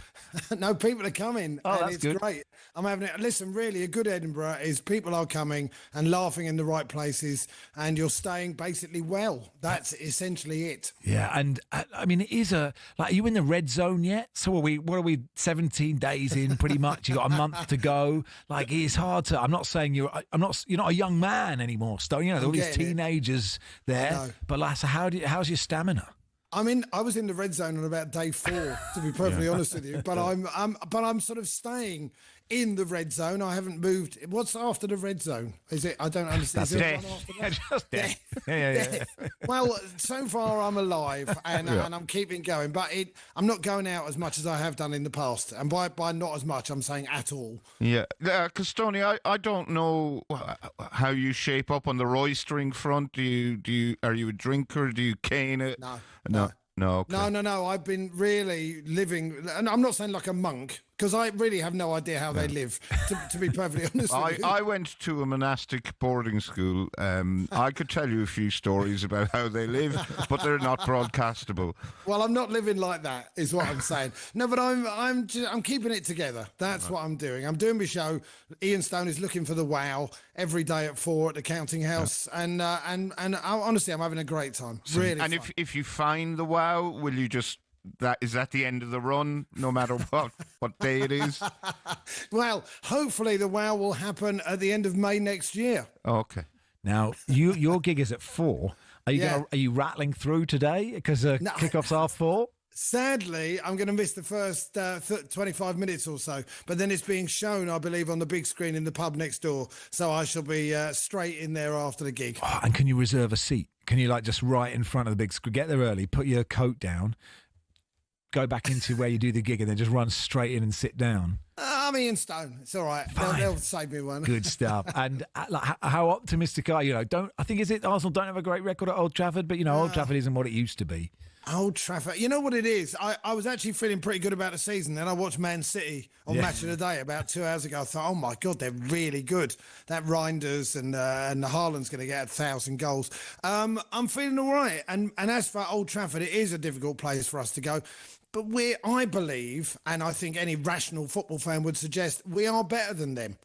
I think their midfield isn't all that good. I don't think their defence is much good. And I think their goalkeeper is also not that good. They've got a decent strike force. We've got a decent defence. I think 8 times out of 10 we beat them. You see, speak of rational football fans. Do you think Arsenal has a bigger set of irrational football fans, or is that just a sort of media narrative? Generally, your match-going fans are a bit more like second is still good. It is really hard to come second in this division. I saw your piece saying it would be objectively funny, essentially, if Arsenal keep finishing second. Yeah. And I get it. I do. Are there more irrational football fans at Arsenal? No, I think that we're just louder, and by that I mean Arsenal Fan TV and some of the other outlets.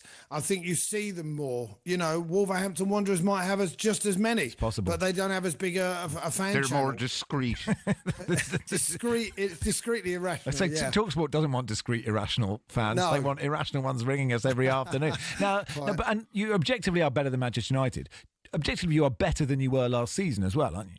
Yeah, I would say so. We've signed some good players. I mean, Zubimendi looks quality. We'll see with Gyökeres. He scored a lot of goals in Portugal. I could probably do that. But even still, I'm hopeful. I really like Christian Norgard as well, actually. Yeah. I think we've made some really good signings. And we've got 2 players for every position. Plus, we got Max Naumann, who is just about to start year 11, but looks absolutely fabulous. Now that Arteta has everything that he wants, the striker, the cover, another one rolling out from the creche in Dauman who sort of earn his Premier League stripes this season or start to earn them, is anything less than winning the league acceptable? Or because I'm aware other teams are also getting good players in. So, what are your what's your minimum expectation this season? I mean, my expectation start of every season is we're going to challenge for every trophy. I think there is a bit of extra pressure because, we have finished second and we're getting closer. I think they need a big trophy, and by that I mean a Champions League or a Premier League. And to be honest, it's sort of clarifying in a way. We're going into it going, well, this is what we want, this is what we expect, and I don't think the owners will want another season of getting close. So, or the fans, to be honest with you. So, yeah, I want one of the big ones, and it's okay to dream, right? Yeah, and I think it's a legitimate thing to want it. The interesting thing is it's really hard to get it because lots of other teams want it. And if you don't get it, but you get close, that doesn't mean that Arteta's garbage. It's just not binary. No, this is the point, isn't it? It's not win or bust. But I think this season it is a little bit more like that. I think there's possibly more pressure on him than any of the big managers this season. But, pressure is a privilege. Sorry, but I felt like I had to say that. No, well, you could have said that or pressure is for tyres, and I preferred pressure is a privilege, I think. Johnny Liu in our Guardian previews was saying, because Gyökeres is there, because you finally have a big number 9, even if he doesn't have an amazing season, he will create space for Saka, who has been so consistent and consistently brilliant for so long. Also, Madueke means you can take Saka off occasionally and just not make him play for 700 games in a year, and he could have an absolutely standout season. I think the thing is about Saka is he's having standout seasons. Even last season he was, I think, second top goal scorer, and I think if he wouldn't have got injured, he might well have broken all sorts of records. He's an incredible footballer, and we sometimes take him for granted, and we haven't spoken about him as much because Miles Lewis-Skelly came through, and Ethan Nwaneri, and now Downman, and all these other players. But he's a fantastic footballer. He's in the first 11 for England, and he absolutely has to play for us in all the big games. And we all love him. And I think Jonathan Lewin is right. If the pressure was taken off him, it could be something special. Having already witnessed a load of special things from him anyway, you can tell I'm quite excited, right? How do you feel? I'm really hoping, I said it earlier today, not that you just come second every year for the rest of the time, but David Raya is penalised for holding the ball for 8 seconds when he's only held it for 7 seconds, or just something happens that means that you think the refs are against you again. I'm looking forward to that moment. Oh, they are against us. Let's have it straight, right? And let me tell you, David Raya will be penalised 7 seconds into the season. He'll get hold of the ball and they'll count and they'll go right now. So we know it'll happen, but maybe we just don't shoot ourselves in the foot. We had a few too many players sent off last year, and maybe don't do that, and then hopefully less injuries, and then we'll see where we are. Is that too rational? You're allowed to be rational. Far too level-headed. Sorry. You have what on paper looks like quite a tricky start to the season. Yeah. United away, Leeds at home, Forest home, City, Liverpool away. You've got everyone away at home. Anyway, it's hard, isn't it? Yeah. But no, it is hard. But you got to play them at some point. And I think if we hit the ground running, and I like the way we played against Athletic Bilbao the other day. If we hit the ground running, get say 15 points in the first 6 games, I believe we're in pole position at that point. Easier said than done, of course. But hey, we got to play them at some point. I'd rather play Liverpool in the 3rd game of the season than in the 33rd. Yeah. You will have been on stage yesterday, Stoney, when Sunderland went top of the Premier League. So they're in the mix this season as well. It's granite, isn't it? I mean, listen, we all ended up, we learnt to love him, and I cannot wait for Sunderland to come to the Emirates and all of us to go, sorry, Granite, sorry about that. We just got it wrong. We didn't realise. Obviously, there were occasions when you were a bit of a wet, but honestly, we really apologise, and we promise we won't clap if you're substituted again. Only in a positive way. I really like a huge Emirates-wide chant. I'm sorry about that. Sorry about that. Sorry, mate. Hey, look, looking for the wow. Ian Stoney's looking for the wow. Go and see him if you're in or around Edinburgh. How many days you got left? I've got 8 days, and then I'm on tour from January around the country. Okay, so wherever you are, you don't have to be in or around Edinburgh. Wherever you are, and coming soon to a corn exchange near you. Go and see Ian Stone. Thank you, pal. Right. Thanks for coming on. Nice to see you guys. See you soon. Ian Stone there, comedian and Arsenal fan. Game Day Live is the new name for the Sunday session, so that's what's happening after us. Banter, stop the show. Barry's monastic school stories. Now that's a feature, even if non-broadcastable. The word plethora has been used too many times today. That's definitely your fault. And on your it's not my fault. I don't think I've used it. I haven't used it. I thought Wayne Rooney. I thought he was good on Match of the Day last night. Thought he was maybe a little bit nervous, but that'll pass. Yeah, that's okay. But he kept referring to Newcastle Football Club, the football club, the football club, this, the football club, that. No need. Well, no, I agree with you. He issued a plethora of football clubs. Well, Neil Harris, the Cambridge manager, he says the football club like every other word. I find it quite comforting in a way. Matt says, in fairness to Barry, he did also call Steve Parrish Simon Parrish more than once in the not long-winded girlfriend anecdote analogy earlier in the show. I was getting them mixed up with Simon Jordan. That's okay. Because neither of them quite mind. Similar.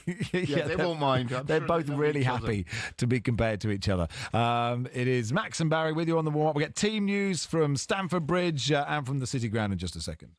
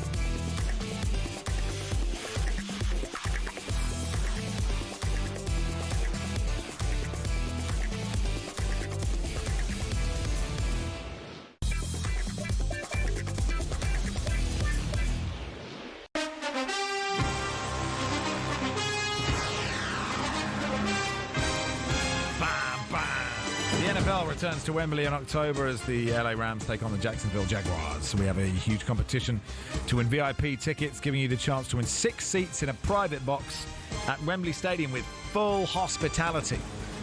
Plus £5,000 spending money. Here is how to enter. 18 plus, UK excluding Northern Ireland. For a chance to win, text the word cash to 83338 and you're in the draw. Text costs £2 plus 1 standard network rate message. You must have the bill payer's permission or enter for free by calling 0330 880 338. All entries must be received by 25th August at 11 p.m. This is a talkSPORT limited promotion run on talkSPORT, Talk and Virgin Radio UK stations. See talksport.com for terms and conditions. All right, let's get team news then. Chelsea versus Crystal Palace. Perry Groves, Alfie Reynolds there for talkSPORT. And Alfie, some good news if you're a Crystal Palace fan, if you look at that starting 11. Yeah, Max, good afternoon. Eberechi Eze starts for Palace amid speculation over his future. So does Adam Wharton as well, who has been linked with Manchester United. Whilst for Chelsea, it's 19-year-old Josh Achampong that partners Chalobah at the back. That's in the absence of Levi Colwell. And there are debuts in the starting 11 for new signings, João Pedro and Jamie Gittins. Sanchez is in goal for Chelsea. James, Achampong, Chalobah and Cucurella, the back four. Caicedo and Enzo Fernandez are in front of them, with Palmer, Neto and Gittins behind João Pedro. As for Crystal Palace, I mentioned those players that are starting. It's one change from the team that started the Community Shield. Hughes comes in for Kamada. So Henderson in goal. The back three of Richards, Lacroix and Gahey. Mitchell and Munoz the wing backs, with Hughes and Wharton in behind Eze and Sarr, and it is Jean-Philippe Mateta that leads the line for Crystal Palace. Perry, before we get on to whether that means Mark Gay and Eze are staying or not, and we don't know, that's such a great starting 11 for Palace. I thought Will Hughes was so good when he came on. Obviously the Chelsea team is littered with stars. Which team is more balanced, do you think? When you're just looking at Crystal Palace, you know they're going to play the 3-4-2-1, and whoever comes in, they know their jobs. And you mentioned about Will Hughes. I watched him play when he was at Watford in the Championship, and he was far too good, obviously, in the Championship. And I think those two in the middle, Hughes and Wharton, they just calm everything down. It's like they've been drinking sort of peppermint tea. Do you know what I mean? They just calm everybody down, and it'll probably be Hughes will probably play that little bit deeper and allow Wharton just to play a bit in front of him. So those little battles in midfield against Caicedo and Fernandez are going to be brilliant. And then if you look at going forward, then you've got the battle of obviously the 10s of Eze and Cole Palmer. So it's going to be a goal fest, and that means it'll be 0-0. Yeah, I like the idea of Wharton Hughes just there with a mug of Lapsang Souchong just there while, you know, the Chelsea midfield are bustling around them. If you're a Palace fan and you look at that, they know that Palace, Paris even said we want to sort of shift Gay on to get some money. So it's a bit of a risk starting him. But if Eze's playing as well, I don't think a Wharton deal is going to happen at all this window, but I might be wrong. But Eze's the key. Do you look at that and think, well, he's just a super professional guy and he loves Palace, but he'll still go? Or do you start to think, maybe we'll keep him? No, I think it's his attitude, and you can tell something about the person, because he could have easily thrown in a little calf injury, couldn't he? Or my hamstring's a little bit tight, because he knows that looks like Spurs are in for him. It's been reported that Arsenal are coming in.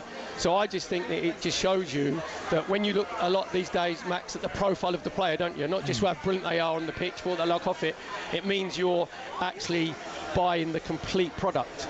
But it'll be interesting to see if there's a few 50-50s, if he has a little, sort of Skippy the kangaroo and just jumps out of the way, which you would understand.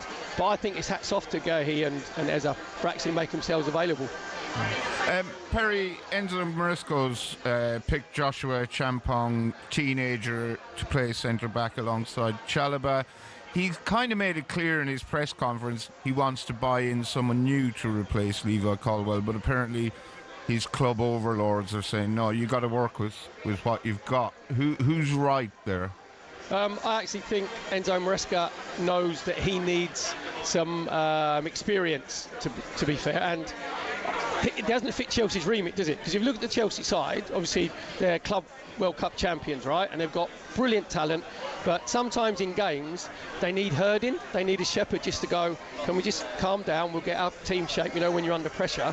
And they haven't got that experience, and everybody knows Chelsea needs a goalkeeper because Sanchez ain't good enough, and they need, not just because Colwell's injured, but they need an experienced centre-half, because even in games today when they're under pressure, there's every chance that they'll concede because they don't know how to see those 10-15 minute patches through, but it doesn't fit the Chelsea remit. And I think Maresca loves the fact that he's got loads of young players, because they're not going to give him as many problems.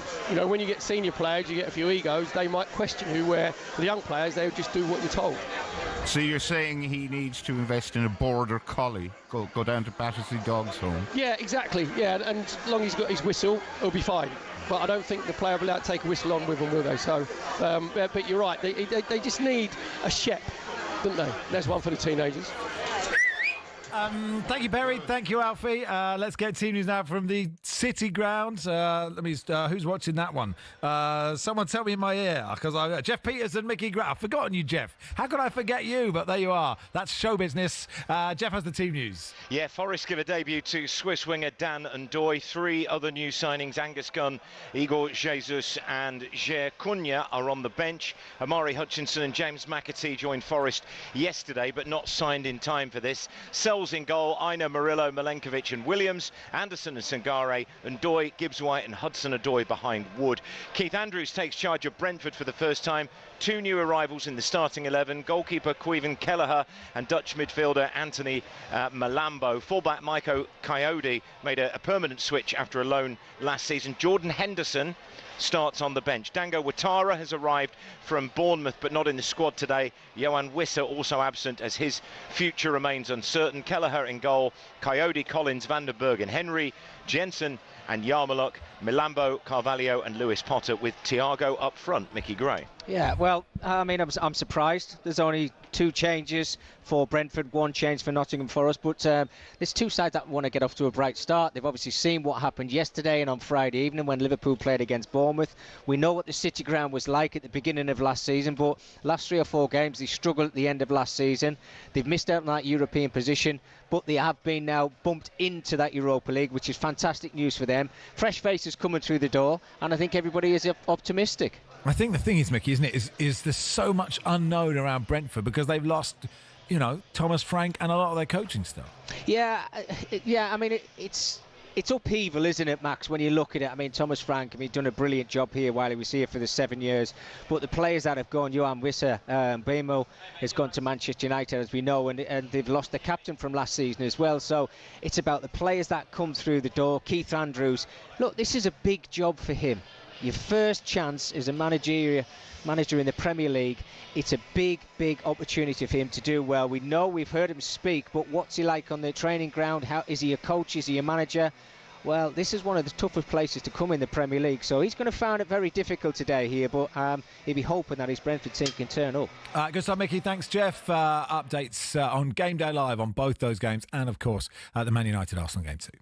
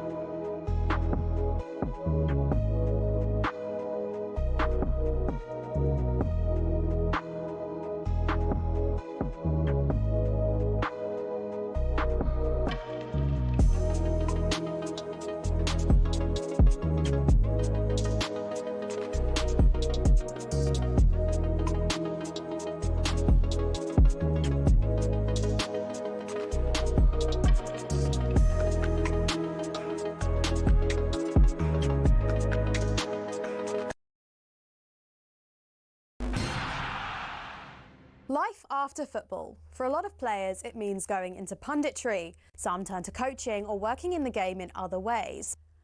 But what about the rest? Some former footballers turn their sights away from the game, and there are a few big surprises. First up, from rainbow flicks to pancake flips. Ex-Chelsea and Southampton defender Ken Monku switched up his footballing career to buy a Dutch pancake house. He bought out the shop, which had been his favourite pancake spot as a child, and before long he was mixing the batter and getting behind the stove. Next, Everton legend Thomas Gravesen swapped out the high stakes of the Premier League for those of the poker room. He made over 150 appearances for the Toffees and won the Scottish Premier League with Celtic. Turned out the Danish international was pretty darn good at poker. He racked up a reported £100 million from his Las Vegas adventures. Remember former Chelsea goalkeeper Petr Cech?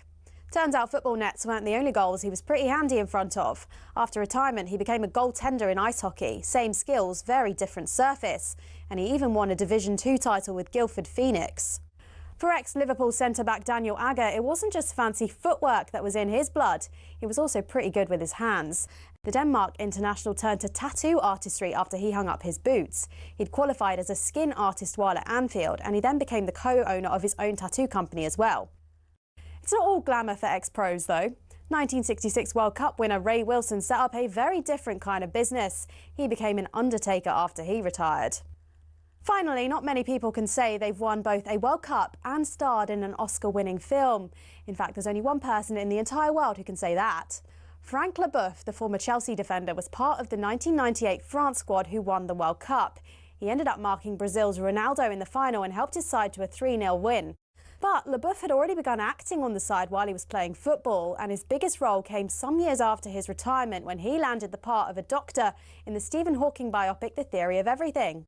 I embrace the career of acting, so I want to learn more. So seeing lots of movies is a part of my job. To be honest, with all the dramatic diving in the game these days, there's probably tons of ex-pros who've got the acting skills to make it in Hollywood.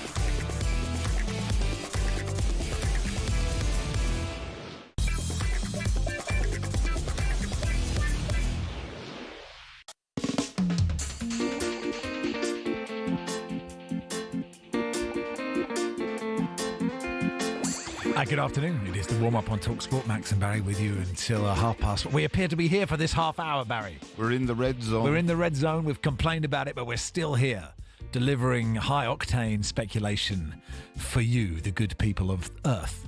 Thanks for joining us. Let's do a bit of Manchester United. They play Arsenal today. It's a brilliant opening game of the season, isn't it? Probably unless you're a Man United or Arsenal fan, I would suggest.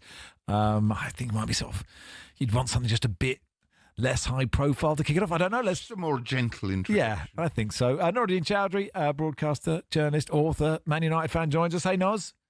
Hey, mate. What's going on with this new studio? Is this new? What, can you say? Yes, it is. But we haven't gone on about it as much as lots of people because, I don't know, I just think if you're driving a truck around Yorkshire, it's probably irrelevant whether we're in a toilet or not, but as long as you can hear us. But yeah, we're in a new building. We get to wear fancy headphones and we're on YouTube. And as I've said before, we're on your smart TV and probably on some thick TVs as well. Did you want a gentler opening game than this, Noz? I mean, at this stage, just bring it on. It's okay. It'll be a good indicator to where we are, because it's this thing, isn't it, where United always do this thing every summer. They win the transfer window, and then proceed to lose games. So I'd like to see where we're at, and Arsenal haven't been great in pre-season. So yeah, we'll see. Where do you think you are at, Nuts?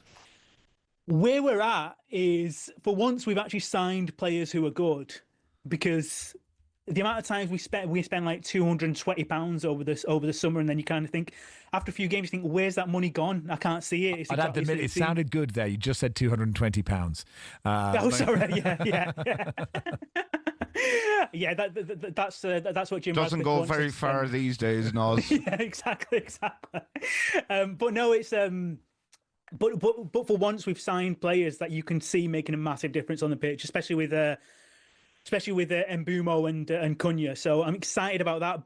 But even though we've signed quality players, we are still a bit of a lumpy team in terms of quality, because there's still big gaps, isn't there? There's midfield, there's goalkeeper, maybe sort of certain position defence. So it's still going to be a bit of a tricky season, I reckon. Who do you expect to be in your midfield today, Noz? Well, I'll tell you what I'm worried about. I'm worried about Bruno and Casemiro. I'm worried that that's who we'll pick, because in pre-season, whenever he's picked Bruno, who he is going to pick, it tends to be Casemiro next to him, and it's just a dire lack of legs. So I'm slightly worried. I think Bruno in midfield is a slight concern already, even though he's a quality player, but is he a midfielder? And then if you've got someone like Casemiro who needs babysitting himself. Or what's the opposite of babysitting when you've got an older person that needs looking at? Caring. He needs a carer. He needs a carer, basically. So that's my concern. So I hope, because if you cast your minds back to the Europa League final, which we don't talk about, Amorim made a bit of a mistake in midfield there as well. So I'm slightly concerned about what he's going to pick for midfield. Yeah, but the thing is, like, you've noticed there's no legs in the midfield. I've noticed it. I've noticed it. Barry's noticed it. Not even Barry. That's not fair. But how? Like, if that is the two, like, surely Arsenal are good. Like, Arsenal are good. They had a good midfield last season. It appears to be better. And if you have two slow people, one of whom needs a carer, against Zubimendi, Rice, and Ødegaard, that is a problem. And this is before the game has started. Surely Ruben Amorim knows this. See, the thing is, I mean, I know this is a bit of a hot take, but Amorim probably knows better than me. Yeah. So and if you speak to tacticos, or you try and avoid them but can't on Twitter, what they will say is things like, "Oh well, Cunha and Mbumo sort of come back and supplement the midfield, and then you've got the central defender who's the central defender who comes forward and becomes a midfielder." Blah blah blah blah blah. So there are mitigating scenarios where it could potentially work, but you are still left with the problem that you're solving, which is a concern. I mean, to be honest, a lot of people have sort of slagged off Ugarte in his first season, which I think is unfair because it is his first season. But at least he's got energy. At least he covers space and makes tackles. And I would have just been happy with another option like that in midfield. I mean, I know it would be amazing to get someone like Baliba, but if we just had another shin kicker, that'd do me. I thought you were going to ask a question, Barry. I sat back.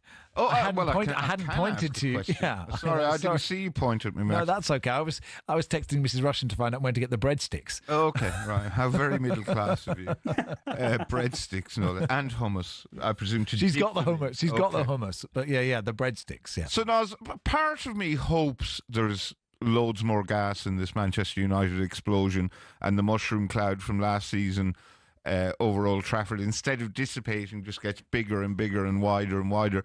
But I think Amorim, I like the cut of his jib. I do think he will eventually whip them into shape, and I expect them to finish far nearer the top of the table than the bottom. Do you share my optimism?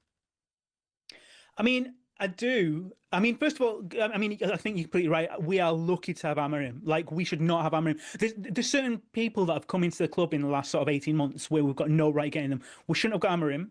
We shouldn't have got Cunha. We shouldn't have got Mbumo. It doesn't matter how much money we've spent. They should not be coming to a club that's at Are you level. appalled by their lack of ambition? No, I kind of admire their legacy, sort of residue of remembering how good we used to be. But the point is that there are certain people, and including the manager, who we are lucky to get in our current predicament, and that's because of the name. So I'm sure he will get it right given the time, but it's that thing about will he be given the time? So yeah, I'm slightly concerned, but I think I admire him so much. He's made so many tough decisions, and even things like getting rid of Rashford, and I hope he does really, really good at Barcelona, but that story had come to an end. Kind of trying to get rid of Garnacho, which he's a talented player, but I think it's time to go. So he's made these tough decisions, and I want him to have a reward for that. I'm slightly confused by what's going on behind the scenes at Manchester United, insofar as last season Sir Jim Ratcliffe was constantly playing the poor mouth, sacking dinner ladies and receptionists. Everyone has to bring a packed lunch because there's no more canteen. And then in the summer, they go and spend 300 million or whatever it is on new players. How does that work? How does that work? Or do you even know? I mean, I think you need to be a financial expert to work that out, or you could just be a normal person and think, well, actually, maybe he was talking rubbish. I mean, I do think it's slightly galling, well, very galling for people who've lost their jobs and been made redundant, and then at the very next turn, not only are you signing players, but you essentially sort of open YouTube and you find out that there's smart urinals at the New Carrington, whatever that means. So that it does seem as if they're working to different rules, but maybe that's the way things work. Maybe you do work to different rules in terms of these are your sort of overheads, and this is how much you are expected to spend on your team. But yeah, it's not nice, but yeah, it's just one of those things, and I think I don't think that will change. I think we will still claim to need to make cost-cutting measures in certain ways, and then next minute we've spaffed a load of money on a new goalkeeper or whatever.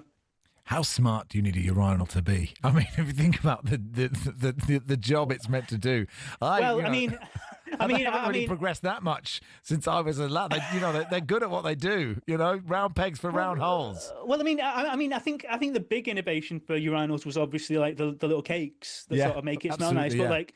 But I mean, I would argue that there'll be some players who are no longer at the club who are kind of relieved that smart urinals weren't around when they were about. Probably right. Hey, look, enjoy the game, Noz. Thanks for coming on. All right, see you later. Noradine Chowdhury there, at Bearded Genius on Instagram or X. He's very good at it. It is Max and Barry here on the warm-up with Travis Perkins. Get the Travis Perkins app. We'll go to their website and buy all of their stuff. Charlie Baker is on Virgin from 2 till 6 this afternoon. He'll come in, and then we'll play Guess the Attendance with Justin Morehouse.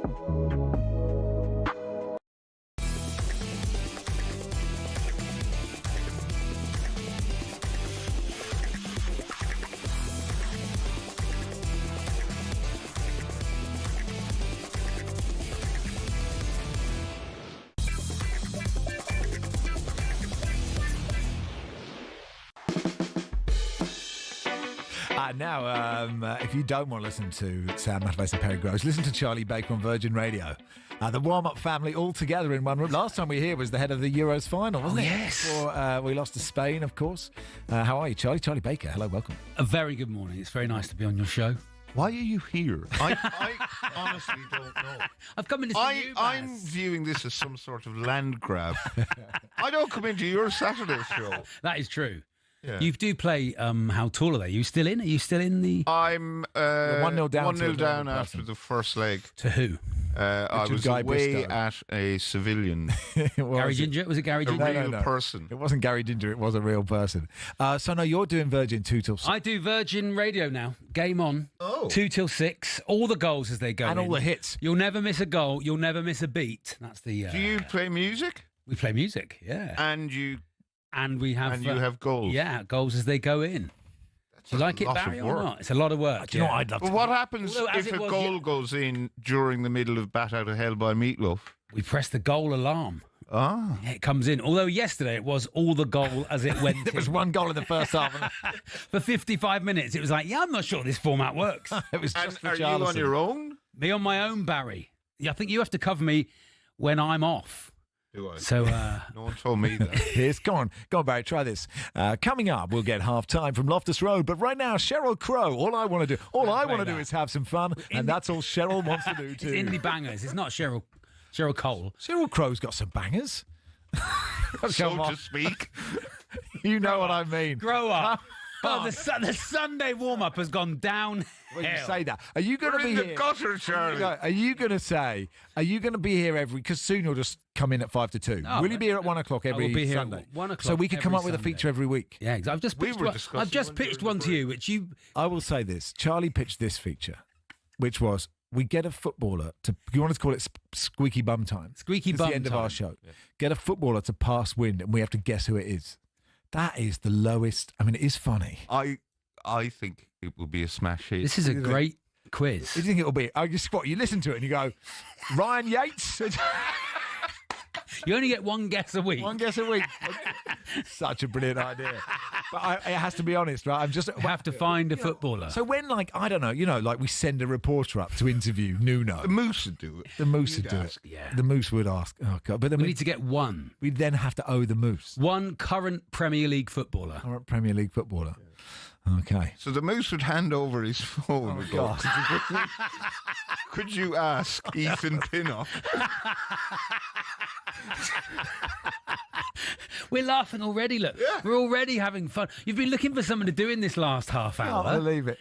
I can't believe that actually it's a good idea. It would actually, people would really enjoy it, wouldn't They'd they? tune in. Squeaky bum time. How do you get it? How possibly do you get it?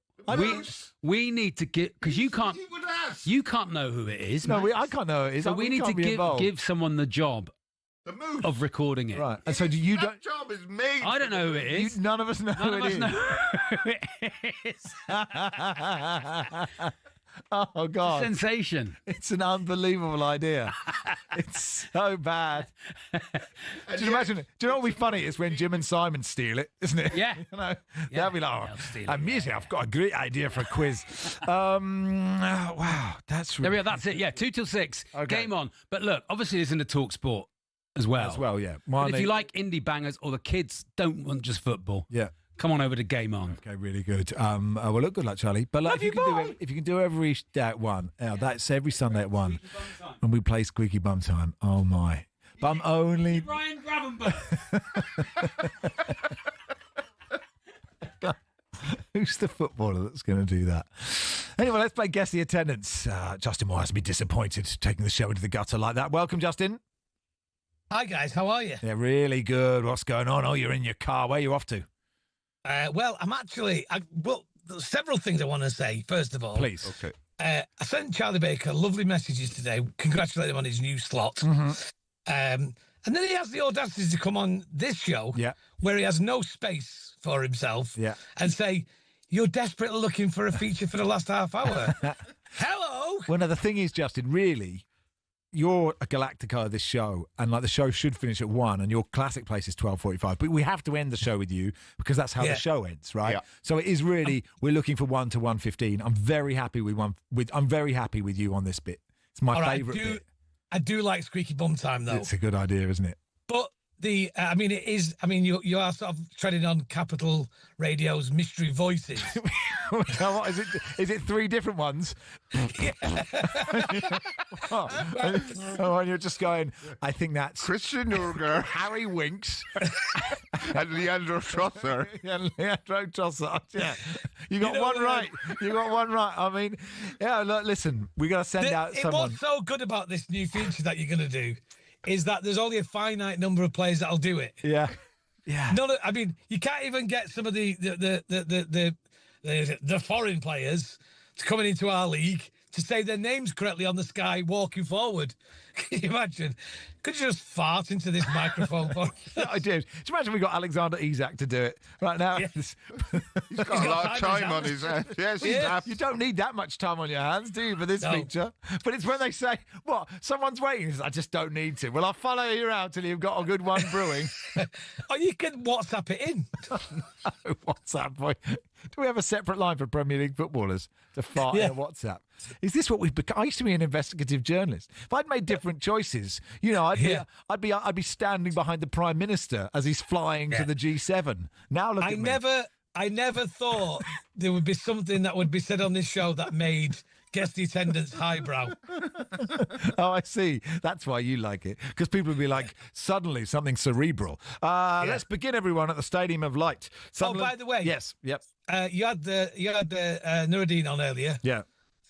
He negated to mention we've got a brand new podcast, me and him, starting tomorrow. Oh, did he? What is it? It's called The Good Days Are Coming, a Manchester United fans podcast. Ah, it's a nice idea. Him and Jim White. Not that one. Not that one. Oh, that's a good lineup. Yeah. I like it. Yeah, listen to that. Well, I'm not a Man United fan. Who's the other Jim White? The other Jim White. Does he still at the Telegraph? Oh, the Telegraph, Jim White. Yeah. Correspondent, yes. Okay. Well, if I were a Man United fan, I would be downloading it immediately, Justin. Let's start the Stadium Light, guys. Robert Jones of Merseyside refereed this. Sunderland 3, West Ham 0. Sunderland second in the Premier League. How many were there, Justin? We're going to start there. West Ham did they? No, they didn't. 46,000, I believe. 46,000, Barry. I'll say 46,001. 46,233. It's in his wheelhouse. It is 1-0. Nina in Emsworth, you really are scraping the depths of humour now. Move on, says Nina. Surely Dean Windass would be the first contestant. Yes! Sorry, Nina in Emsworth, you are right. Yes, sorry. We're all the other side. I'm the youngest and I'm 46. We should be better than this, but anyway. I'm not better than this. Who's been released at the end of their contract? Derby County 3, Coventry 5. What a game this was at Pride Park. Anthony Backhouse of Cumbria refereed it, but how many were there to watch Cov win over Derby? An 8-goal thriller, Barry. 20. Barry stopped. 27,500.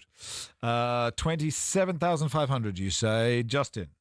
27,501. 30,465. It is one apiece. Let's go to St James's Park. Not that one. Exeter 1, Mansfield 2. Exeter. In League 1. But how many were there? Ollie Yates of Staffordshire refereed the game. How many were there to watch Mansfield win at Exeter? I believe Mansfield's first points of the season over there in League 1. Justin. What's Exeter's nickname? I don't know what it is. The Grecians. Is it? The Imps versus the Stags. Sorry, Warren's been in touch to say you're getting very close to Viz Magazine's Celebrity Enema. I think if you're getting to that, maybe it's time to start. Anyway. If they're the Grecians, probably 2,000. Oh, really good. It's very, very funny. Justin. 5,500. 5,500. 5,501. 6,166. Barry 2, Justin 1. Alexander Popoff will give it a go, says this one. Paul Marsden of Lancashire refereed Barrow 2, Notts County 1 in League 2, everybody. An injury time winner for Mr. Shipley. But how many were there at Barrow, Barry? I don't even know where Barrow is. North. It's the north. Up north. Right up north. Yes, that's an end of the show sound. 2,501. 2,501. Justin. 2,502. 3,258. It's two apiece. It couldn't be closer. It is. Guess the attendance. It's 2-2. 2 for Barry, 2 for Justin. Who will win? Who do you want to get this point? We all know who we're supporting right now.